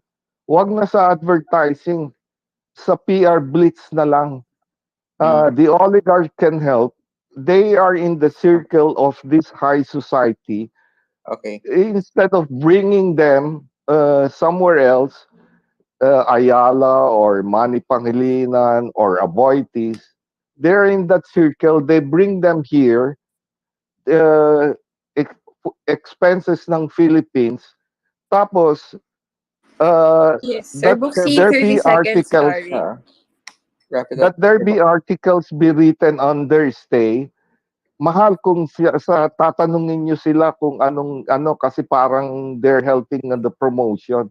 Kaya parang friendly na lang sila. Ayala can invite King Charles here to stay in, I don't know, Balisin or whatever, Philippine expenses ng Philippines. And Okay. then, basta constant lang yun, every month may mga ganong article. I think that's the best way. Okay. Pero slow burn yung for 6 months or 1 year. Hindi pwedeng gamitin na yung slogan na yan.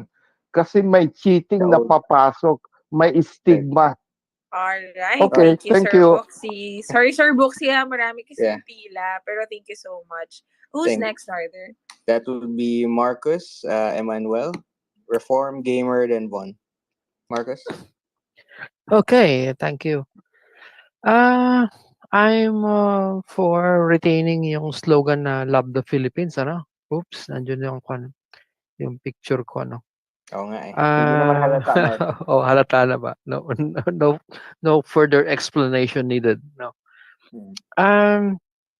Kasi I think we're retaining kahit na nagpalit ng contractor dyan, parang we're retaining we have the rights over their product na i-hand over nila yan. And it's still a good slogan, ano? Pero I'm quite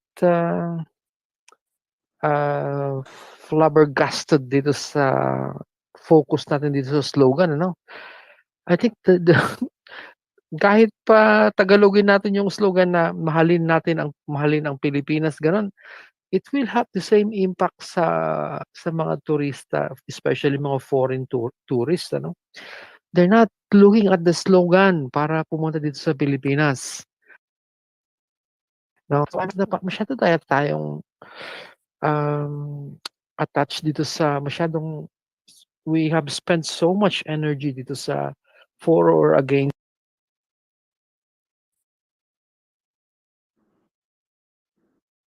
dito sa slogan na to. When in fact, it's a minor thing tungkol sa consideration ng yung airport ay maganda, blah blah ganun. Tapos I've met a lot of expats, and yung one sure point na pinagkukunan nila ng kanilang mga destinations is yung mga travel reviews.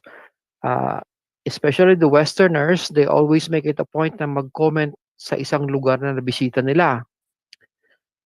So we should target na lahat ng mga pinupunta na nila dito sa Pilipinas ay they make a good review out of it. Probably that's 60% of the struggle already kung marketing lang ang target natin. Itong slogan na to, forget about it. It's not gonna make, even if we have the best slogan, kung all the others are lousy para sa mga turista, they will not come here. No? So, I'm for retaining the Love the Philippines, pero I'm willing to wait kung ano yung magiging strategy ng DOT. If they wish to retain, fine. If they wish to change, okay, we have to help them again. Ganun lang yan. Thank you. Right. Thanks, Marcus. So that would be Eman, our Forum Gamer, Von. Hello, good Good evening, evening. everyone. Hi, so thank you for the opportunity to let me speak here. There has been a lot of talks regarding the DOT, Department of Tourism issue, and the question specifically is whether we should retain or if we should revert back to it's more fun in the Philippines. So, with that being said, we are discussing in a point of mitigation.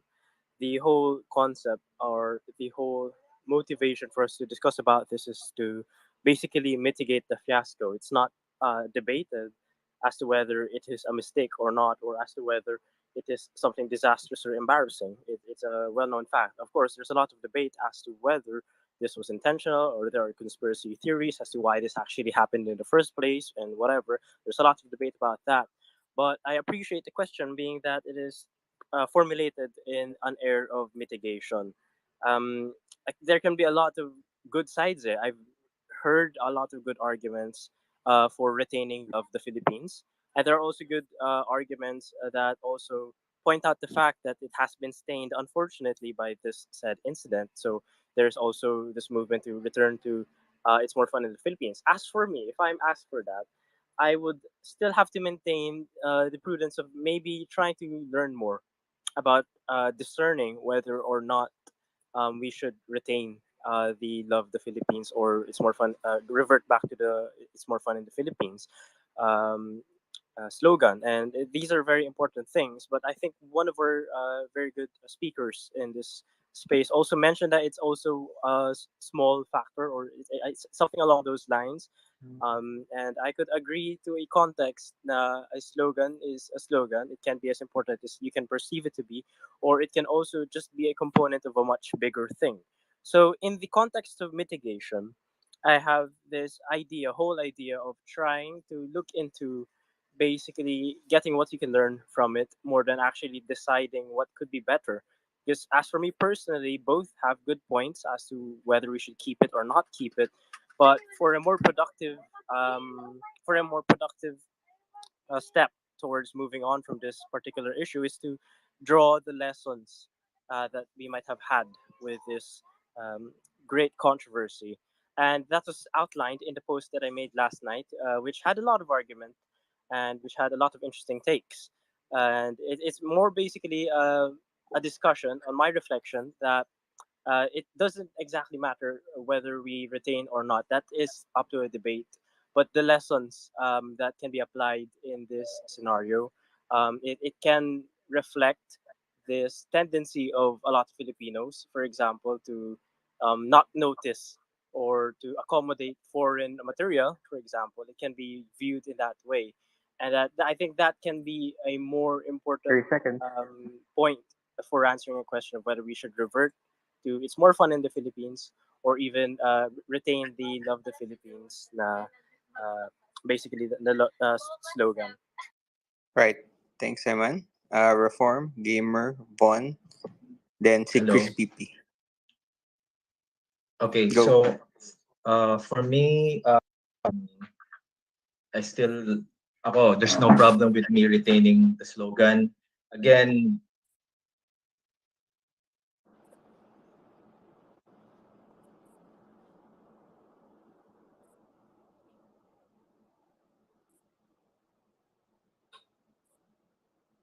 Is he speaking, Northern? Ay, natahimik siya bigla. Na-mute eh. Na-mute eh. Na-mute Reform, siya. kapit ka lang. Reform, are you there? Paramdam ka. Alright. Okay, I will Sige. use this. Okay. Okay. Okay, so for me, I still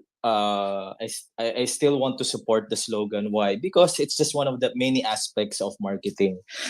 Uh Hindi pa nga nag-start yung campaign eh. They just released like a teaser video. So what I would expect for DOT to do is for the next week magkano na sila, content grind na sila, like churn out videos that will tawag dito make everyone get on board with the slogan love the Philippines kasi yung word na love eh. You know what? Sabi nga ni Marcos, I have expat friends then. And you know what? How many times I've heard the word love from from a Spanish, from a German, from a French person. They would always say, "Oh, I love the Philippines." Ooh, di ba? Jema, ano yung sa French? Jetem? Jetam, di ba? Philippines, di ba? Jetam. Philippines, they love the Philippines. The word love, Jetaime. it's Jetaime, yeah. The word o kaya sa Arabic, 'di ba? Habibi Pilipini, 'di ba? Habibi Filipino or something. You know, the word love, it's a fundamental and a universal human concept. So it has a lot of potential in terms of being able to connect with these people, regardless if you are a French person, you know the word love. You have a word for love. Kaya ako, push nyo lang. Redeem yourself by making more videos. That's the way you can redeem yourselves, DOT.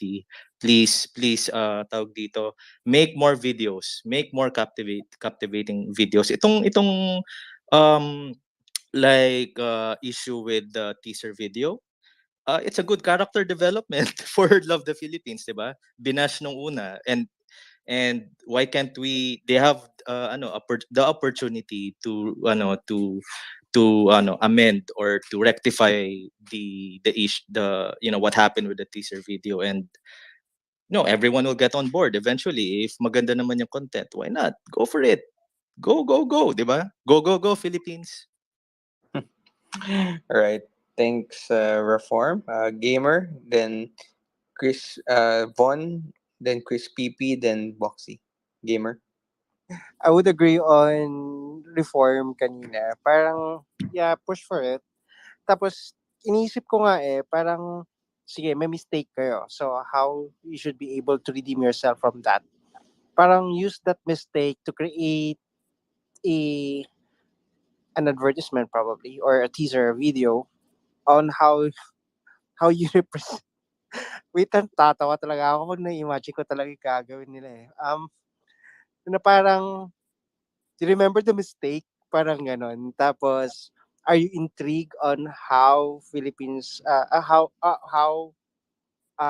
we will be able to offer you to love the Philippines? Parang ganon. Tapos, gamitin gamitin yung mga post sa Twitter na yung mga pyramid na pyramid na doon sa Bohol na ganyan, tapos this is not the Chocolate Hills, this is it, mga ganon, parang pa-mystery effect, parang ganon. I don't know, they should be creative enough kasi umuugong na yung usap-usapan tungkol sa mistake na to di gamitin na yung traction, di ba? Parang naalala ko yung kanina yung video from BBC na parang yung may side comment pa niya yung newscaster na parang it has something like Philippines is already beautiful. Why do they need to create this kind of mistake? Parang ganun ata yung sinabi. Parang mo yun, at least meron ka ng pinag-uusapan. So, create more publicity from it. Parang ganun. Yun ang nakikita kong pwede nilang gawin. Go ahead po. Ay, sorry, thank you. Sorry. So, feel mo sakyan, gamer. Oh, sakyan na lang, di ba? Diyos ko, pwede Right. namang gamitin ng ng wais tayo Go lang, sayang yung pera. Go na. Love na lang. Get it. Anyway, Von? Okay, go. With all the many points na na-cover na, and siguro wala na akong masabi pa, so I'll waive my turn for the next question and I will proceed na muna kay Crispy. Sige, si Crispy P. Crispy. Crispy ba? Crispy. Crispy. Sorry okay. nahirapan kayo. Sa akin naman, okay lang yan. Si Parrot. Go. Support ako sa bagong branding. Kasi parang pandagdag siya. Kasi na-recognize na yung it's more fun. So there's something new naman, love. And besides, the tourism department is pushing for or running a new campaign. So why not give something new, which is tapos ng fun part, dito na tayo sa love part. And besides, yung mga company naman sa marketing, ginagawa rin yan Like yung Globe, gumawa sila ng bagong logo, Smart, gumawa sila ng bagong logo. So, I think it will create more impact if there's something new, which is yung slogan. So, okay yan. Sa tingin ko maganda yung effect ng pag-push ng bagong slogan. So, yun lang. Right. Thank you. Crispy. Crispy. Sorry. Spy kasi yun, tag mo. But sige, okay. Boxy. Sir Boxy. May dagdag ko lang. Sure. Kasi I think I've been involved in many product launches. Pagka ganito, hindi magandang premonition. I don't know if it's laziness or conspiracy or just a blunder. Pero pag may nangyari ganyan, hindi pa nalo-launch, hindi magandang premonition, kaya dapat i-slow down nila yon. Having said that, ang no amount of advertising will help kung ang product lousy.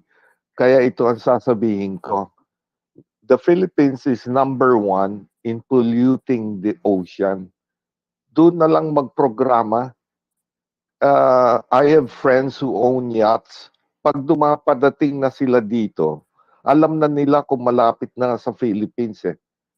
Kasi grabe ang basura sa ocean. Sabi na, oh, here we go. Padating na tayo sa Pilipinas, nandyan na. We should have a program with that. Nakakahiya tayo sa buong mundo. Number 1 ng Philippines in polluting the ocean. Lahat na ng plastic nandyan sa malapit sa Philippines. Dapat doon na lang ituon ng program. Ewan ko kung bakit grabe tayo mag-pollute ng ocean. Tapos the second point is, we dito sa buong ewan ko sa Thailand, ang daming turista doon because you can rent a yacht at low price. Maski na sa Malaysia, sa Indonesia, ang daming yachting club dyan. Dito sa Pilipinas, I think ang hirap mag-own ng yacht kasi yung taxes, yung import taxes, yung ad valorem, I think it's about 100% or 200%. That's craziness. Wala naman tayong pinoprotection na boating industry dito. Bakit ganun ang magpapasok ka ng yacht, babayad kang 100%? Walang bibili ng yacht dito kung ganun. Sa Thailand, ang daming turista because you can rent a yacht. Tapos yung mga owner ng yacht, happy sila kasi magandang business yun eh. Now, if you want to enter a yachting business dito, how can you do that with 100% ad valorem? Dapat yun baguhin nila. That's a job of tourism. Tingnan mo, mas maraming ocean ng Philippines kaysa sa Vietnam, kaysa sa Malaysia. Tapos ang yate natin kakaunti. Ano ba naman yan? Yun lang. Right. Thanks, Roxy. Just we move on to the next question. Yeah. Kung Medyo mabigat yung next question. Pero you can reread it dun sa nakapin sa taas.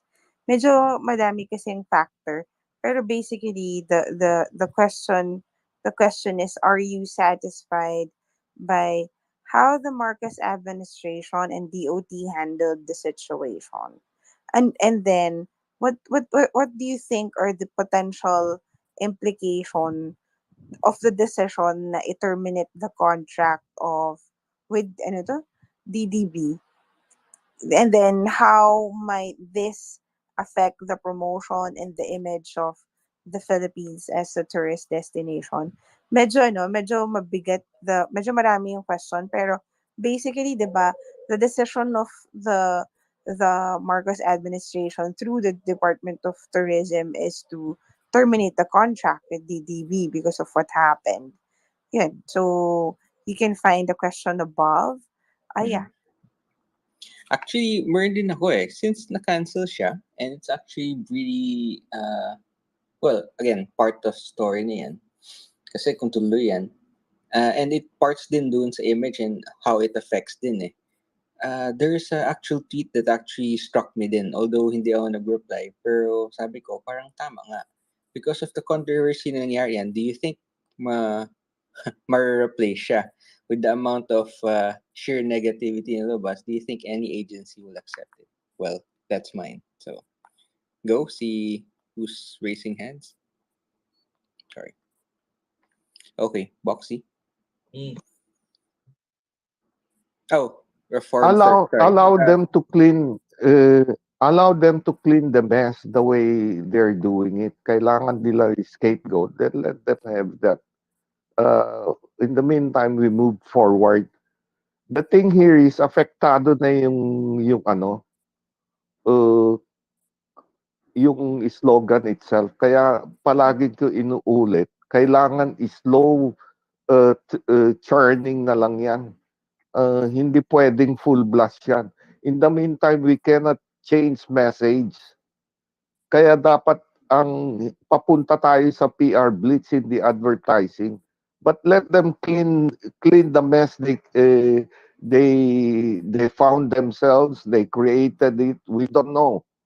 But let them do what kailangan lang naman nila. It's not reflective of the way I see it.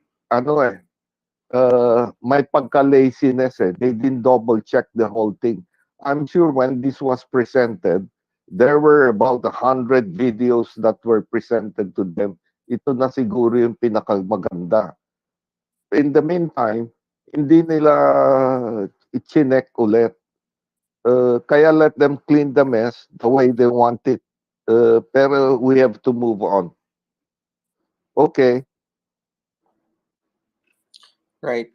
Thanks, Sir Roxy. Sierra Form, then Bon. Hello. Hello. Okay, so can you hear Go. me? Okay naman. Oh, sige. Yes, you're really For me, what It's happened beautiful. with the Yes, DOT blunder, it's serve as a valuable learning experience. I don't know if okay, they rectified the situation. They terminated the contract with the ad agency, and then they published who published a statement, CDDB, and then there's DOT. But people were criticizing how DOT made their public statement. It's as if they were just blaming or pointing fingers. But for me, this was just a teaser video. This was not like the main video.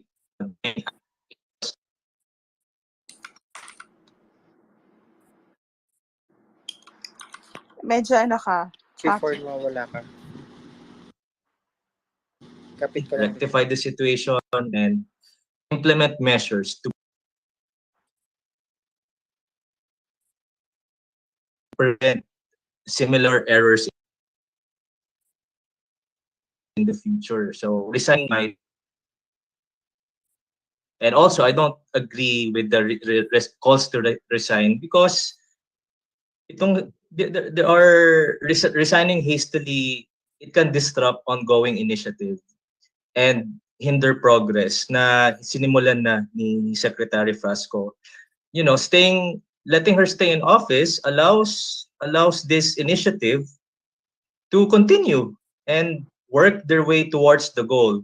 And what is the goal? Is to increase and revitalize our tourism industry. Marami pang hindi na-highlight dun sa mga ginawa ni Secretary Frasco. And yun yung nakakalungkot kasi what is being highlighted is this, blunder with the teaser video. But I think a lot of people need to realize like ang dami niyang naging achievements lately in terms of imagine mo in how many millions of tourists, 2 point something million, as they made the count nung June, mga more than 2 million na yung pumunta sa Pilipinas just for leisure, just for just to be tourist. So, and for me ito accountability and transparency. So resigning does not necessarily address the underlying issue, that led to this blunder. So Secretary, last point na lang, can be about mistake. Hold her accountable and work work towards rebuilding trust dahil dun sa blunder.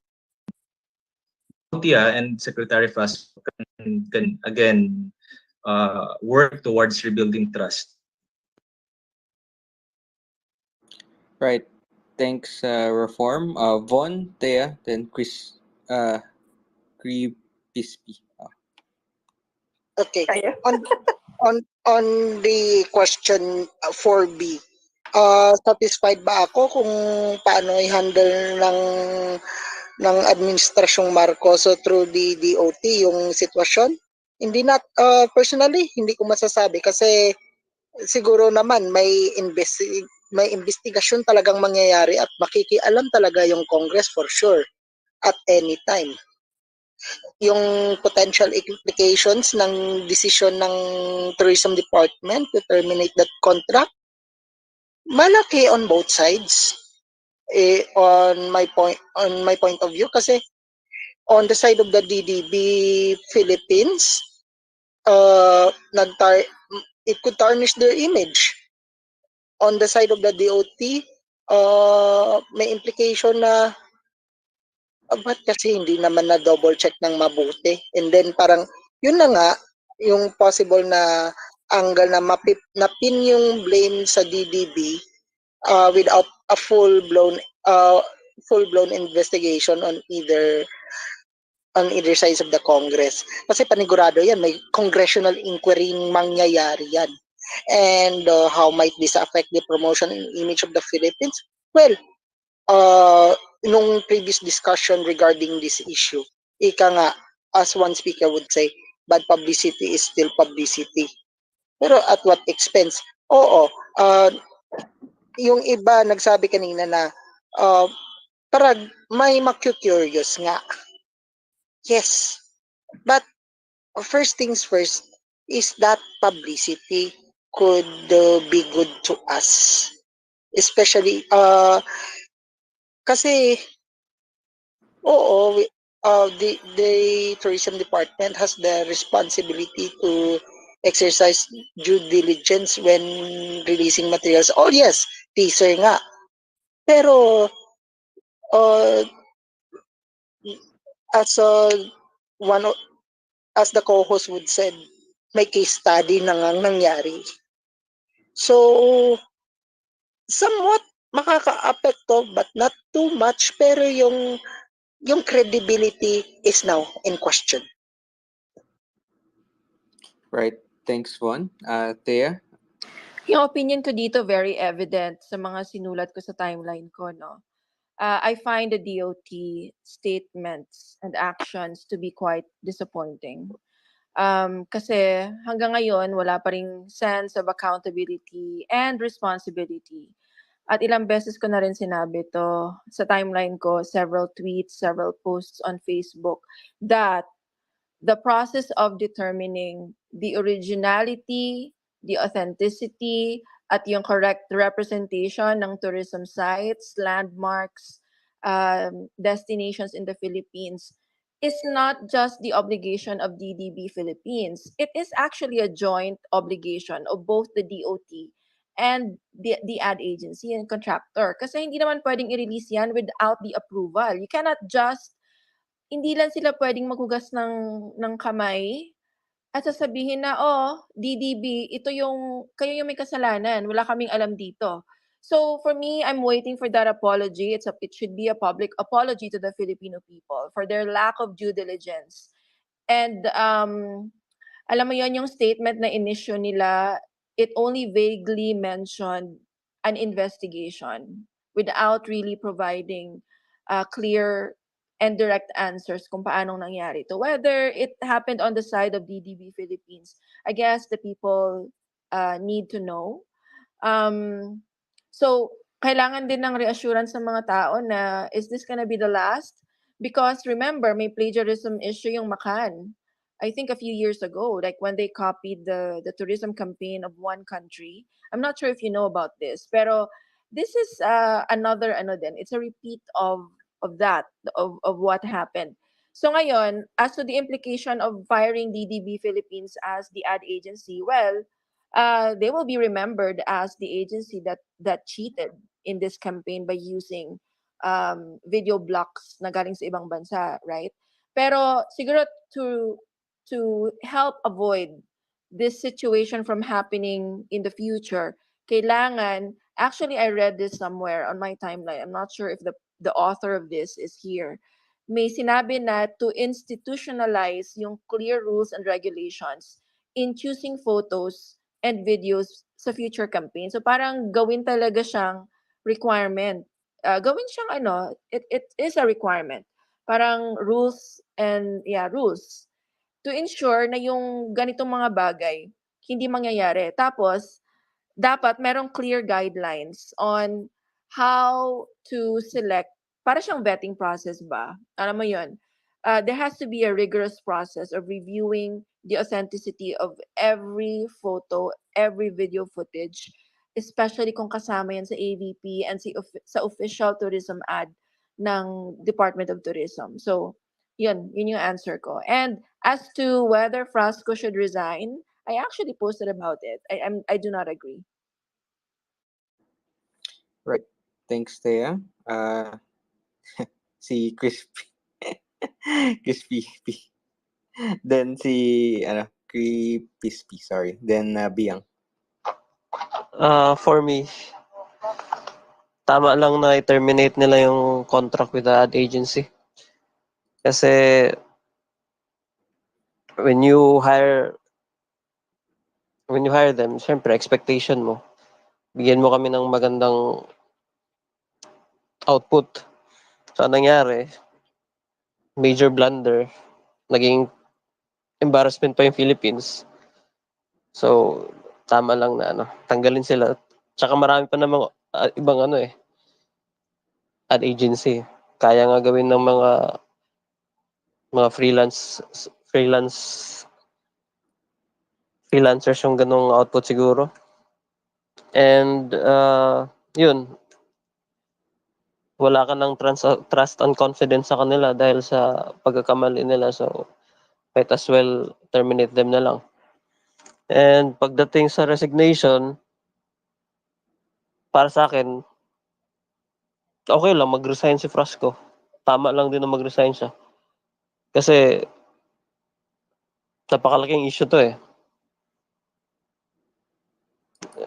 When it comes to tourism, pagpasok ng mga turista for the past year, siguro result siya ng ng maluwag na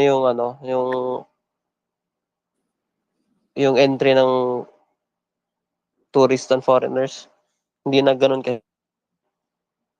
kahit walang ginagawa yung tourism department, papasok talaga yung mga tao. So, yun lang yung masasabi ko. Right.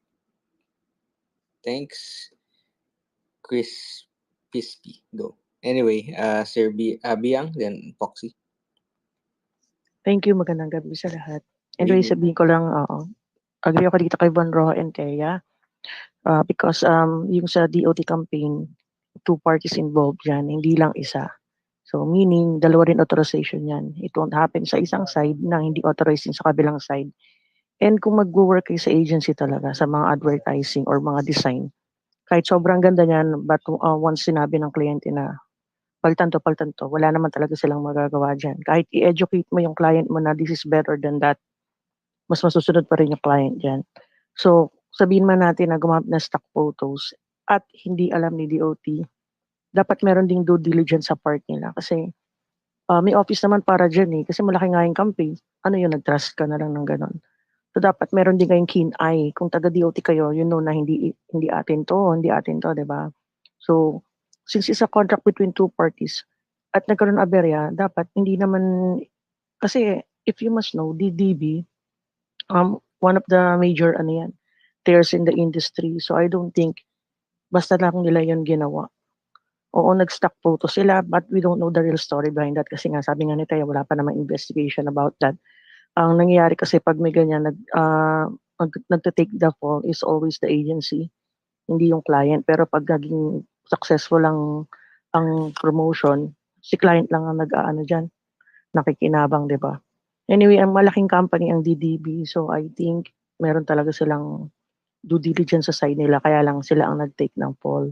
Sana lang yung DOT, alam mo yon, hindi na naman basta initsapwera yung DDB kasi yung company yan, omnibus yan eh. Teaser lang yan, so marami pang makikita tayo na pwede nilang i-present.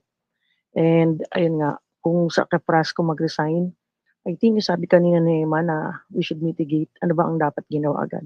Kung ako sana, kung dati yung kay Dots, di ba, hindi nila tinuloy yung campaign na experience sa Philippines kasi nga meron silang plagiarized version ng African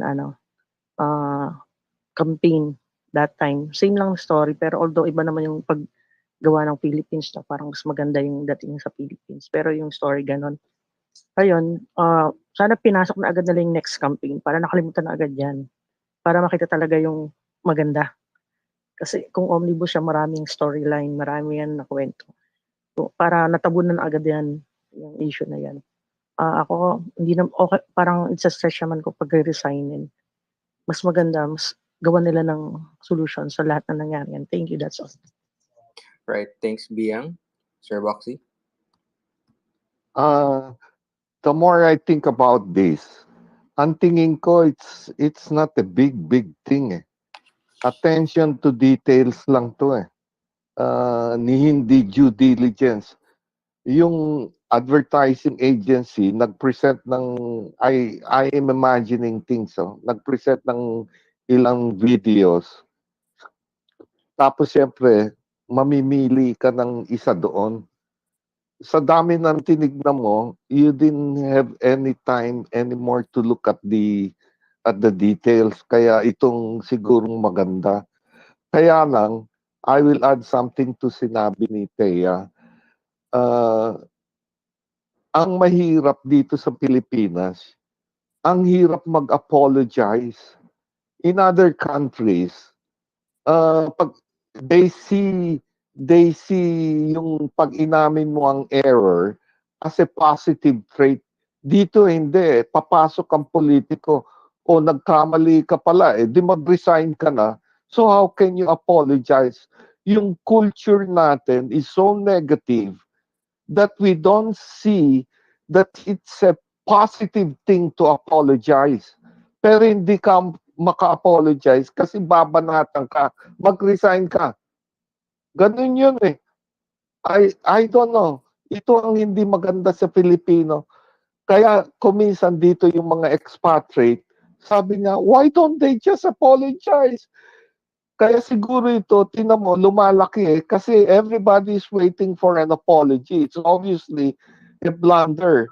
Maaring attention to details lang, nagkataon lang na major yung tinamaan kasi parang may cheating na Pero attention to details. Kaya lang hindi maka-apologize. It's in our culture. Dapat pagka we should look at an apology as a positive sign.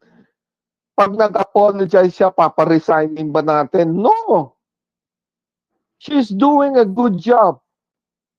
Dapat walang mag-apologize para tapos na usapan and we'll move on.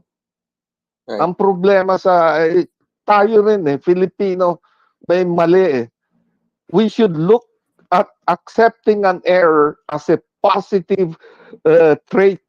Yun lang. Thank you, Sir Buxy. Yes, go ahead, Sir Marcos. I'm back with my renewed energy. Go ahead, Sir Marcos. Okay. Ay, sorry. Ako ba yan? Ako ba yan? Ako na ba? Sorry, nakialam ako. Sinong next, Northern? Sorry. Yeah, Sorry, si Sir Marcos. Marcos. Go ahead, Sir Pero Marcos. I think after Marcos, we can move on to our third question. Okay. Marcos, go. Okay. Yung yung nakalimutan ko rin sasabihin ko. Yung response ng government dito is hindi pa kompleto. This is still an ongoing story, So we haven't seen kung ano talaga yung gagawin pa. I think even the DOT secretary hindi pa tapos yung mga hindi pa tapos yung mga world sites na pinopost niya na Pilipinas daw. So it's still ongoing. Anyway, Marcos. Sorry. No, I mean yung kung ano yung gagawin dito, ang in-announce pa lang nila is yung contract is going to be terminated. Well, who knows, baka magkaroon ng legal case yan, magsampa ng counter claim ang yung DDB, We don't know if that's going to happen. So pang mangyayari to over the coming days and possibly until next week.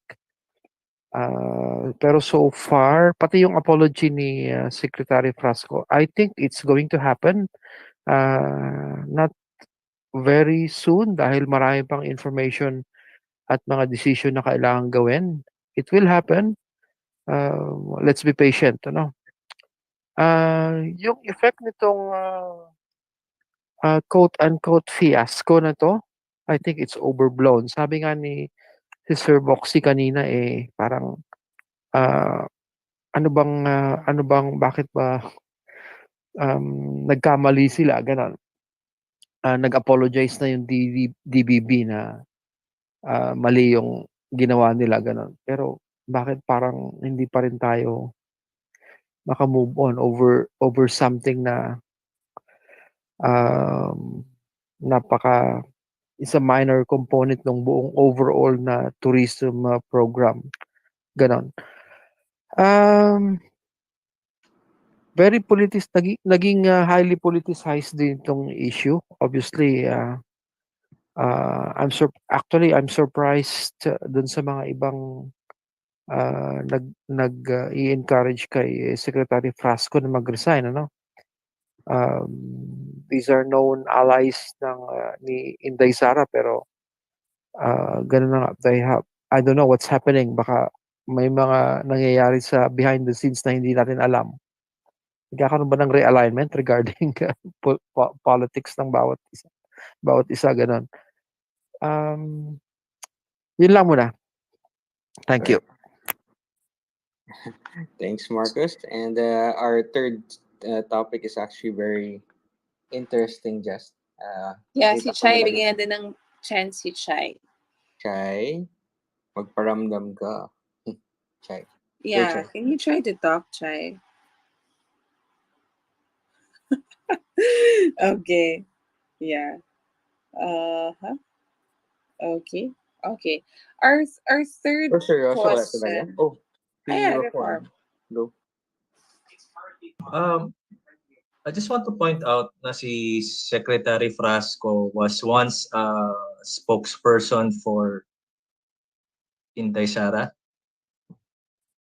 Is that right? In the past? I'm not sure.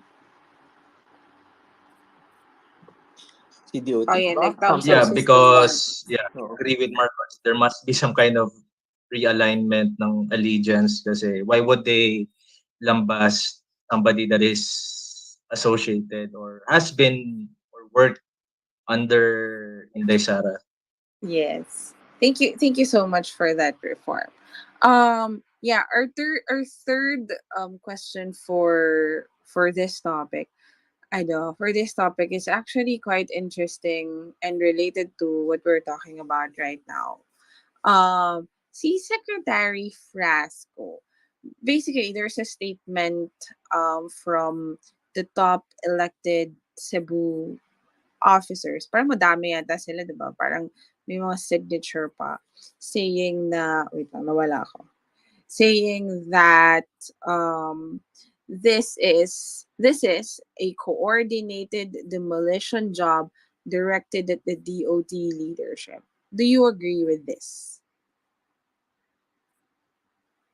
Yes. Ito try ko. Crispy P. Hindi. Ikaw na, go ahead. Ikaw din eh. No, Yeah, go. sorry. Kulang ng Ah, practice. yung mga nagsumuporta kay Frasco, mga kaalyado yun ni Gwen Garcia eh. So, expected yun na susuporta kay Frasco.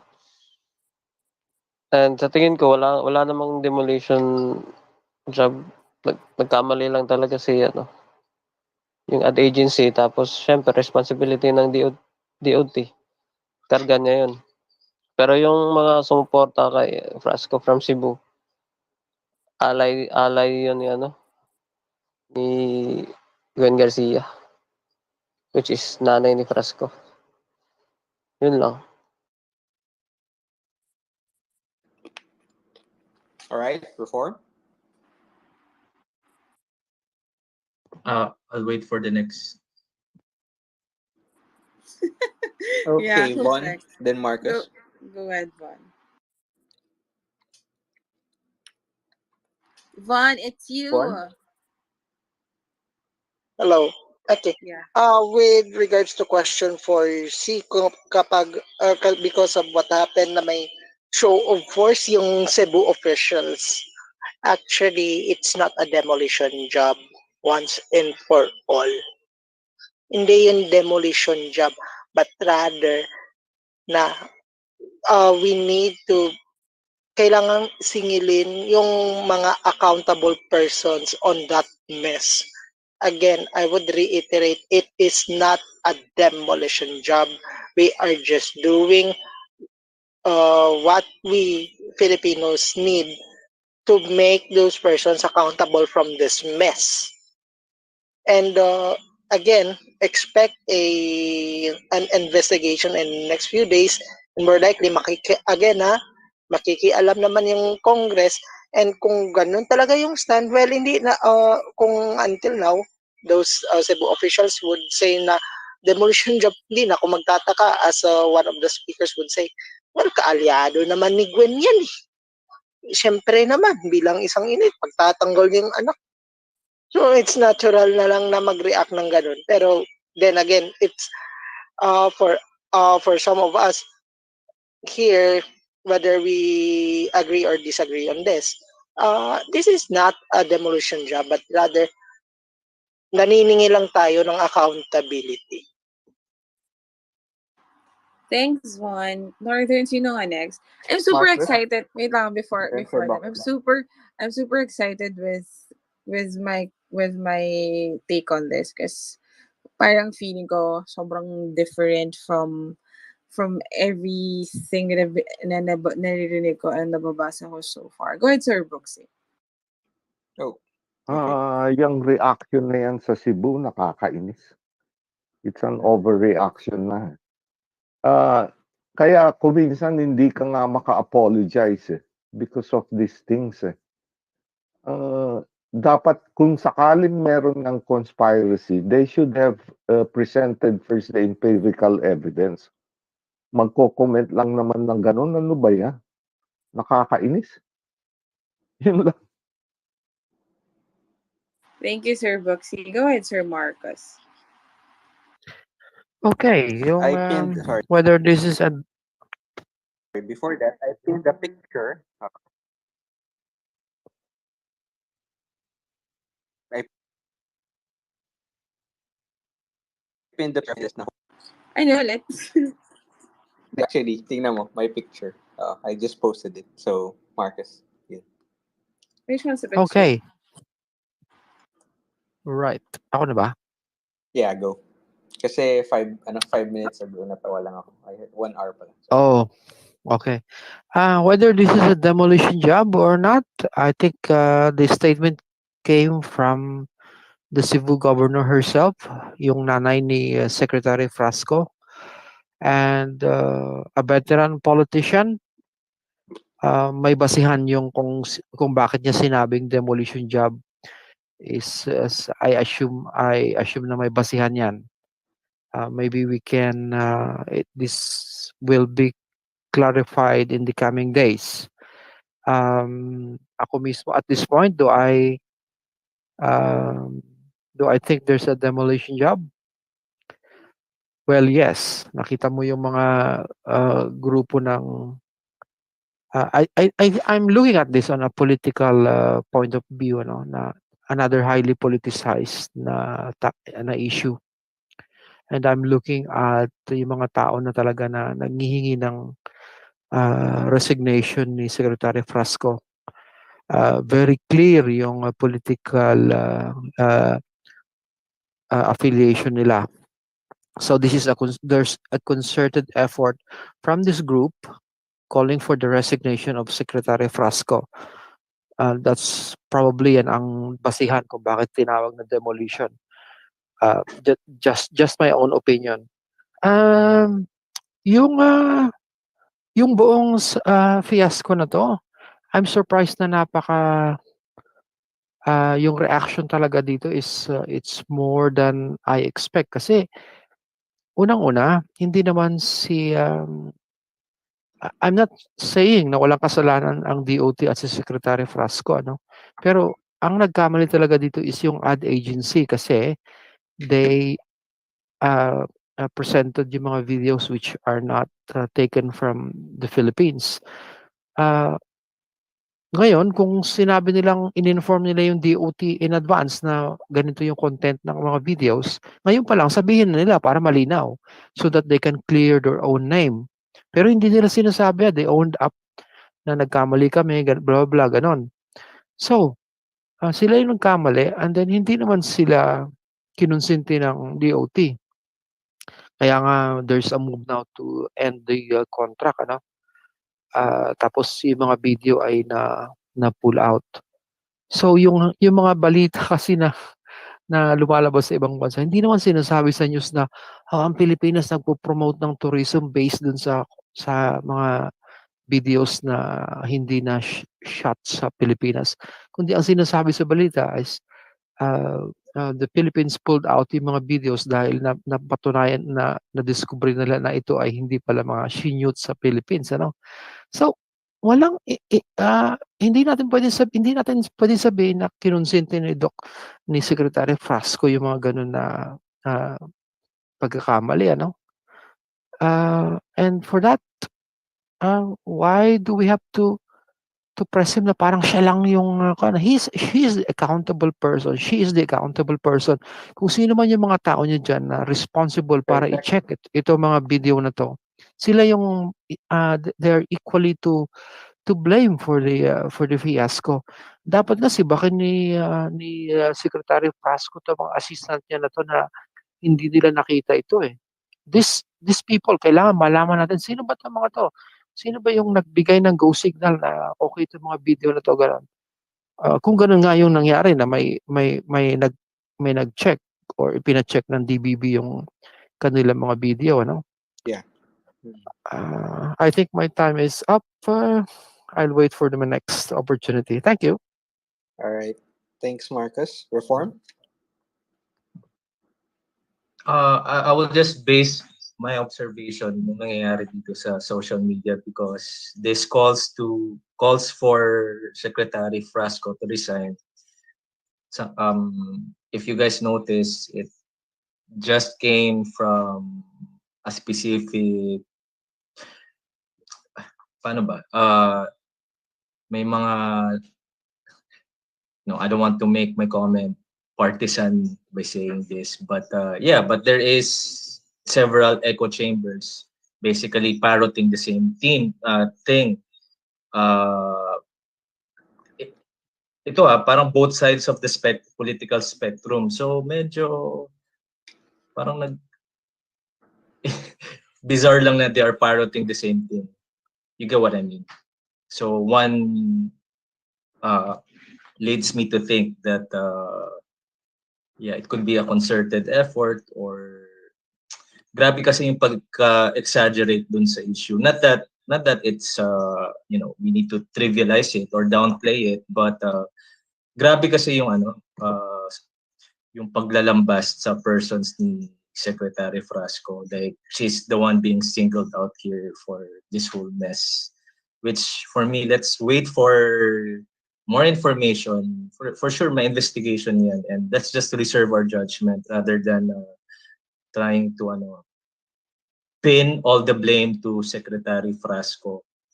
Diba? Wag naman ganun. Just be fair with it. Right. Thanks, Reform. Yes, thank Si you. Just, then si Boxy. Just go. No.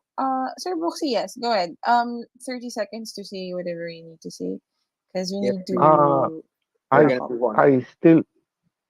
I still maintain it's an unnecessary comment yung galing kasi lalo lumalaki yung hawag dito yung mess. So dapat kung may ganung accusation, ilabas yung empirical evidence kasi pinapalabas ang gulo-gulo ng administrasyon kakampi pa naman sila ng administrasyon. Huwag ganun. Lalo nilang binabaon administrasyon pagka ganun. Those are unnecessary comments. Yun lang. All right. Thank you, Sir Boxy. Again, we would like to thank you for coming tonight here sa ating Tuesdays and Thursdays PH Roundtable. And we talked about a lot of things tonight, no? From the Awra issue to the Maharlika and then the COA report of the Office of the Vice President up to right now, which is the department, the issues regarding the Department of Tourism and hashtag love the Philippines. So before our closing statement, our closing statement is just, sorry na to, is just simple. Kasi sobrang dami nating information na nalaman about. There are a lot of things we know and read about the issue. For our closing remarks tonight, just we wanted to say what you think about the entire issue. So it's a free, it's a free it's a free time for everyone to just speak whatever they have in mind with regards to the whole Department of Tourism issue. Just few reminders. Yeah, please follow the official account. It's at PH Roundtable. Sorry, Northern. Okay lang ba mauna ako for this? Sorry, Sure. I just really Hindi. want to. So go ahead. Tapos Okay. those who want to speak next or at least give a conclusion, please raise your hand. Yes. All right. I'm just going to speak about the whole Department of Tourism issue. Sobrang iba kasi yung perspective na pinanggagalingan ko. I'm coming from the project team perspective because I had a lot of experience being the project team of a government, of a government contract. So ibang perspective to. Una sa lahat, all government contracts, lahat ng government contracts, they exist with the premise that walang capacity ang agency to perform the task in-house. Ibig sabihin, they don't have the technical capacity o kaya they don't have, hindi nila kayang bumuo ng ganito. Kasi that's the premise. If you can do it in-house, they should have done it in-house. So, here's where I'm coming from. Naiintindihan ko all of the frustrations of people. I understand all your disappointment. I also understand na yung mga expectations ninyo when it comes to the Department of Tourism. But I'm siding with DOT project team here. Who are the project team? Ito yung mga counterparts ng DDB. Kasi sa lahat ng project, lahat ng contracts, may hawak yan. May isang team, ang DOT, sila yung counterpart ni DDB or kung sino si contracting party. Ako, naiintindihan ko sila on this issue. And here's why. You're saying that they lack the due diligence. Bakit hindi nila chinek? They have the responsibility to, they owe us that. Dapat ganito, they're sloppy, whatever, blah, blah, blah, blah. Here's the thing. If, in any professional endeavor at all, sa lahat, ako kasi other sector ako, hindi ako tourism eh. Kunwari, ang contracting party, whatever they submit to you, kahit PowerPoint yan, kahit data yan, it goes without saying that all of it, the entirety, is their intellectual property, that it belongs to them. Na yun yung sinasubmit nila sa inyo eh.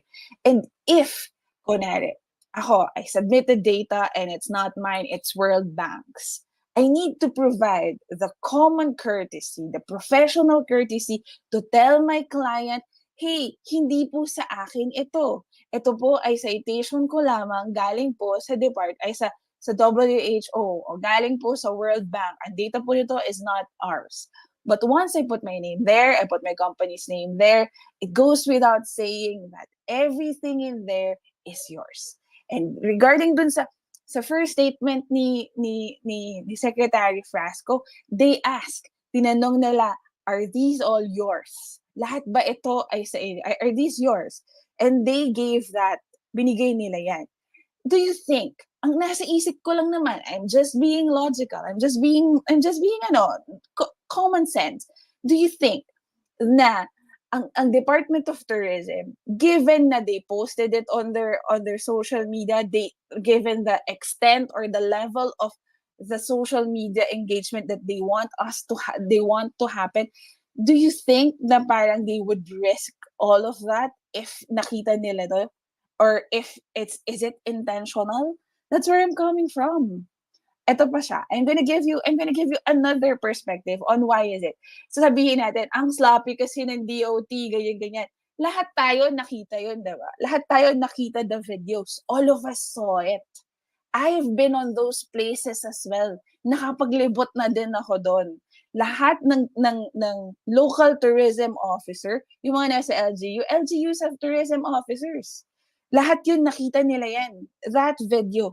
Is there one of those tourism officers, one of those tourism expert, o kahit yung naglilibot, yung tour guides, ever pointed out that that was not from the place? If that is not, sorry, I just feel strongly about this. If they cannot point that out, how can the project team do so? I'm just putting my place on their shoes. Paano ko mo-vet na all of this are the videos of DDB? That's it. And then last question, sorry. Just feel strongly about it. Is there a technology wherein you can reverse search a video? Ito hindi siya video, hindi yung, di ba pag nag-stock video ka, it's 30 seconds, 15 seconds, ganyan. Ito, yung sa 15 seconds, kinot pa nila into 2 or 3 seconds. Is there a reverse video search that you can use? Sorry, I'm just being realistic here. I'm siding. I do not take the responsibility out of TOT, but I am siding with the TOT's project team. There's no way. Talaga, I swear. Thank you. There is AI. Recent lang yun, Reform. But alright, sige. Reform, then Von. Ako, I still believe that DOT has the opportunity to redeem themselves. It was just a teaser video. I believe there are more videos that they will publish, and some are suggesting why not make the video. But we have Paul Soriano, person can direct it or whatever. But nevertheless, it's just a teaser video. I'm waiting for them to, publish a better, the main video for their ad campaign. And I hope they will also capitalize on social media marketing, kasi most people, even the tourists, are on Facebook, Instagram. They're not gonna look for an ad on a place or on TV. So everyone is on social media. So they need to capitalize that. Partner up with influencers. We have Becoming Filipino. Becoming Filipino. I mean, partner up with influencers who have big followings. Yun lang. Spending too much on ads or traditional ads. They must look into influencer marketing and social media marketing. Kasi this foreign tourists are on social media all the time, and we need to market there. Yun lang. All right. Thanks, Reform. Go, Von. At the end of the day, as we conclude the discussion, aside from we are highlighting the DOT issue, one word ang nag-emanate sa lahat ng issues na tinako natin. It is accountability. Especially on the DOT issue, wherein we need to know sino ba talaga ang totoong accountable dito. Because as we have said a while ago, for many instances kanina during the issue, during this discussion, kailangan pa ng masusing investigasyon talaga. Sino ang managot? Is tama ba na terminate talaga yung contract ng DDB Philippines at ng DOT? And kung tama ba, may pananagutan ba? And on the side of the DOT, may pananagutan rin ba yung mga opisyal, lalong-lalo na yung Secretary of Department of Tourism? Well, let's just find out. And hopefully, matapos na itong kaguluhang ito sa DOT campaign slogan issue, because in the end, regardless If you are pro BBM or kakamping man, in the end, talo pa rin tayong mga mamamayang Pilipino. And these are the thoughts for the day. Sa muli mula dito sa probinsya ng Iloilo, Von Rojan Rubio, maraming salamat at magandang umaga in advance, bayan. Thanks, Von, and thanks for that info as well. Very lively conclusion. Sir Boxy? Sir Boxy? Hello? Ako ba? Wala ba? Hello. Go, Sir Boxy. Go. Ang nakakainis lang, if yung the first person who found out, kagaya yung sa tampering, ng sinasabi yung sa Maharlika Fund, bakit hindi linapitan si Zubiri sa public kaagad sinabi? The same way dito sa video ng tourism. Bakit hindi linapitan kaagad si Frasco? I think our politics is too low. Sabihin muna doon sa person in concern, kagaya yung kay Zubiri. Why go to the public? They want a mess right away. Nakakainis. We're so low. Ano ba yan? Go to the person in charge. Sabihin, may mali dito sa video na ito. Privately, para hindi na lumaki. The same way with Zubiri. May nag-tamper ka ba? Hindi na lumabas sa public. Why don't we need a mess? Yun lang ang tanong ko. Yun lang. Right. Thank you, Sir Boxy. Who else, Gamer? You want to put your conclusion? Or anyone here? Gamer? Hello? Ikaw na. Ay, sorry. Ayun si Gamer. Go lang. Go ahead, Go, Gamer. Wala lang. Gusto ko comment kay Sir Boxy. Kahit hindi naman magsalita si Sas, meron pa rin makakapansin dun eh. So, either which mag-react pa rin yung tao, regardless. So, it doesn't really matter who saw it first, and then kung the way they reacted on it, kung sino yung, or paano sila nag-react, it's still something that they should have avoided in the first place. But getting the point of just, I guess at least kahit pa paano meron tayong alam kahit konti. But, yeah. Para yun, pero ako mag-stick pa rin ako dun sa parang make use of it. Parang, yeah, go. Just go, mali na to. Go pa rin. Ano pang gagawin natin? Love the Philippines. Yeah. Go, and love the Philippines. Thanks, Gamer. Right. Wala na ba? Ikaw na, Northern. Right. Sa akin, I think I'll opine on all topics involved because I think they're very important. That's why nandyan siya. One, special attention dun sa kay Awra. I think we gave it, or at least in the week before, is very exhausting about it. Sa DOT at saka siya. But as exhausting as it is, people take conclusions kung what actually happened or ano na siya. And I find it spectacularly worrisome and tumaas yung kilay lang that this week there's actually no news. In fact, the silence is deafening. Diba? And if within the week wala pa ring update or at least dun sa mga case yan, it only means one thing. Well, whatever it is, I'm willing to give it another week para to see how it is. Kasi it's a reflection on our social media landscape.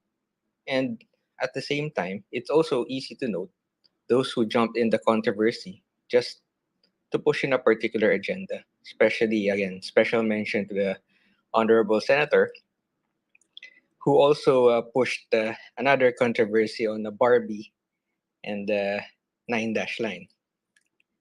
Diba? And if you look at the map, tataas na rin yung kilay mo rin for that particular incident. So again, I hope that people will be a bit cautious din in jumping in those because it's the small guys, at least the one who was accused of doing unspeakable things as like sexual harassment, that is going to be under attack at least for the week. And my articles are written about it. As to the last three topics, no, sa akin, a lot of small things like yung 600,000 versus billions of budget, and a lot of big things din na lahat ng how do you call it, lahat ng how do you call it, lahat ng banat lang sa OVP parang anuhan agad. People tend to forget that the office is not really your campaign headquarters din. And I think the OVP should be reminded of her advice din that although elected na rin siya, act as if you're still running din. May position siya, but a little humility, or at least the hammer is not always the tool you need to respond to every situation. The same goes for the DOT din diba? People are suggesting that people should be fun. Anything should be paano ba yun? That it should be fun, etc. You could do a lot of things, especially with social media ngayon. You could do footage lang. Footage lang naman yung problema. You could actually ask people to help out. But that presupposes nga na hindi ka pikon. Because of how it was reacted ngayon, I don't think anything na gagawin niya will actually tone it down.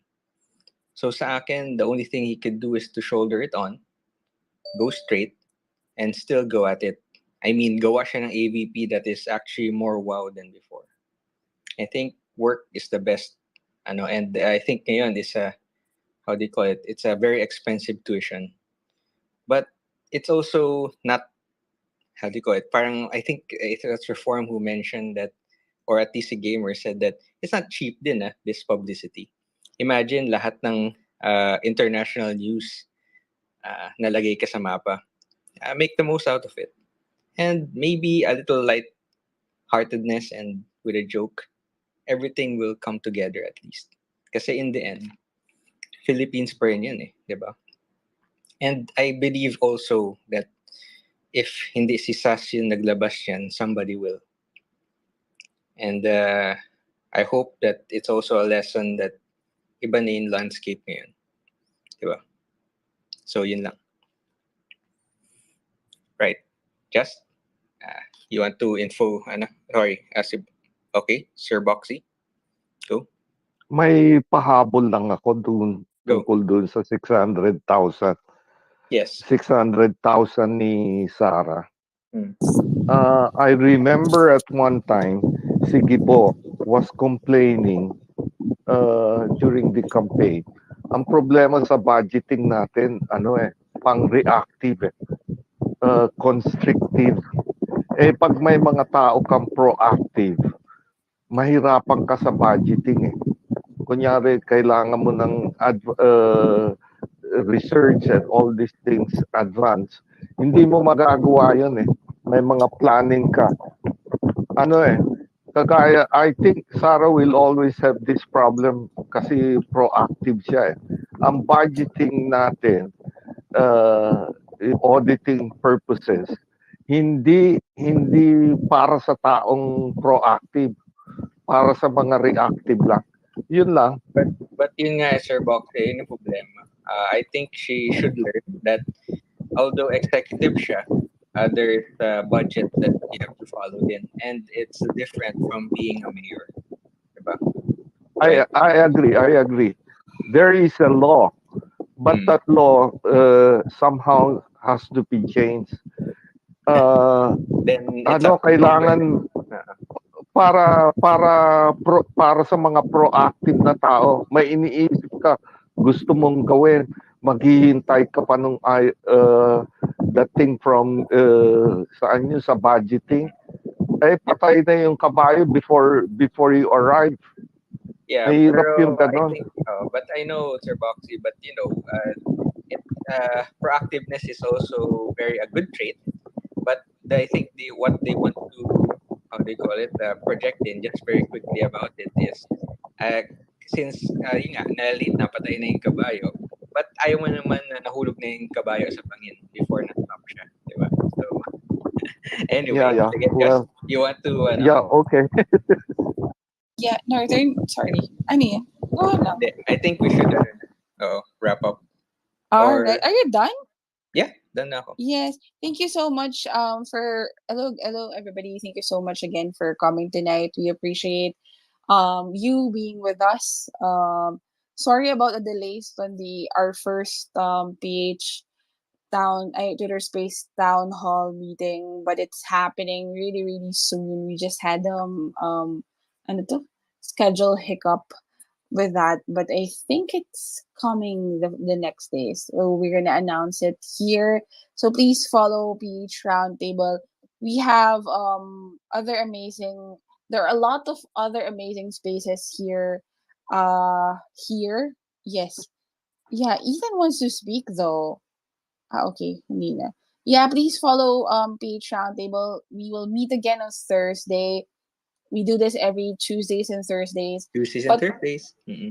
yes, we have other spaces happening here at the PH Twitter Space Circle. We have if you have something a little bit personal, we have Kwento Mo sa Pagong. We have the spaces of Reform and Miss Chai. Yeah, we have a lot of things. And we have video spaces as well. So this right here, the PH Twitter Space Roundtable is the political Twitter space every Tuesdays and Thursdays. So